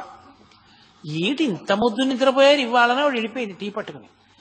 పైన గడియారం 12:30 కొట్టింది, 1 గంట కొట్టింది, 1:30 కొట్టింది, 2 కొట్టింది, 2:30 కొట్టింది. చిత్రం ఏంటో తెలుసా, 12 కొట్టడం అయిపోయింది. అందుని ఎక్కువ మాటలు కొట్టదు ఇంకా. ఎందుకని 12:30కు ఒక్క మాటే, 1 గంటకు ఒక్క మాటే, 1:30కు ఒక్క మాటే, 2కి 2 మాటలే, 2:30కి మళ్ళీ ఒక మాటే. ఒక మాట కొట్టింది తెలివి వచ్చింది. 2:30 ఇలా చూశారు, అబ్బా 2:30 అయిపోయిందని. అకస్మాత్తుగా 2:30కి పాక విడిచిపెట్టి వెళ్ళడం కాదు, శరీరం విడిచిపెట్టేస్తున్నారనిపించి వదిలిపెట్టేశారు కావ్యకంఠ గణపతి ముని. ఆయన గబగబా బయలుదేరి వెళ్ళారు. ఏ సమయానికి తాను ఇల్లు మారతానన్నారో ఆ సమయానికి శరీరం వదిలేశారు. వదిలిపెట్టేసిన తర్వాత ఆయన శరీరాన్ని దహనం చేయాలా సమాధి చెయ్యాలా అనో పెద్ద చర్చ. అంటే ఆయన యజ్ఞోపవీతాన్ని విడిచిపెట్టలేదు. ఆ కారణం చేత ఆయనకి సమాధి ఇష్టం లేదు. సన్యాసాశ్రమ స్వీకారంగా భావన చేయడానికి వీల్లేదని ఆయన్ని దహనమే చేశారు. చేసి మహానుభావుడు అవతార పురుషుడుగా వచ్చినటువంటి వ్యక్తి, నేను అరుణాచలంతో ఉన్న సంబంధం, రమణులతో ఉన్న సంబంధం వరకే నేను ఇవాళ స్పృశించాను. ఎందుకంటే రమణుల గురించి మాట్లాడేటప్పుడు, అరుణాచలం గురించి మాట్లాడేటప్పుడు కావ్యకంఠ గణపతి ముని గురించి ప్రస్తావించకపోతే అసలు దానికి పరిపూర్ణత రాదు. అందుకని ప్రత్యేకంగా నేను కావ్యకంఠ గణపతి ముని గురించి మాట్లాడుతూ మిగిలిన భాగాన్నంతటినీ పక్కన పెట్టేశాను. ఒక్క అరుణాచల సంబంధం ఒకటే నేను ప్రస్తావన చేశాను. చిత్రం ఏంటంటే ఆయనకి అనారోగ్యంగా ఉండి బ్రతకరేమోనని అనుమానం వచ్చినప్పుడు 2 టెలిగ్రాములు ఇచ్చారు రమణ మహర్షికి. మళ్ళీ రిప్లై టెలిగ్రాములు వచ్చాయి. రమణ మహర్షికి చూపించాం, ఆయన ఆరోగ్యం ఆందోళనకరంగా ఉందని. భగవాన్ చూసి పక్కన పెట్టేశారు, ఏమీ మాట్లాడలేదు. రమణులకి కూడా తెలుసు అయిపోయింది అవతార పరిసమాప్తి అని. కాబట్టి రమణుల కన్నా ముందే అవతార పరిసమాప్తి చేసినటువంటి వారు కావ్యకంఠ గణపతి ముని. కాబట్టి అలా సిద్ధి పొందారు మహానుభావుడు. ఆయన రమణుల యొక్క సమన్వయంలో అన్ని అద్భుతమైనటువంటి విశేషాలు జరిగాయి. కాబట్టి ఇవాళ మీతో నేను అరుణాచలము, కావ్యకంఠ గణపతి ముని, రమణ మహర్షి ఈ 3 మధ్యలో జరిగినటువంటి విశేషాల్ని చెప్పడానికి ప్రయత్నం చేశాను. రేపటి రోజు నేను అత్యంత ప్రధానమైన విషయాలు, రమణతత్వంలో అత్యంత ప్రధానమైనటువంటి విషయములను కొన్నిటిని, ఎందుకంటే ఈ జాతికి ఒక మహోపకారం చేసింది ఒక ఆడది. నిజంగా ఆవిడే అలా పుట్టినింటికి ఉత్తరాలు రాసి ఉండి ఉండకపోతే, అన్నగారు ఆ ఉత్తరాలని దాచి ఉండి ఉండకపోతే, రమణులు ఎన్ని సందర్భాల్లో ఎన్ని అద్భుతమైన మాటలు మాట్లాడారో మనకి అంది ఉండేవి కావు. అవి అందించిన వారు ఇద్దరే. ఒకరు కావ్యకంఠ గణపతి ముని, రెండవ వారు సూరి నాగమ్మ గారు.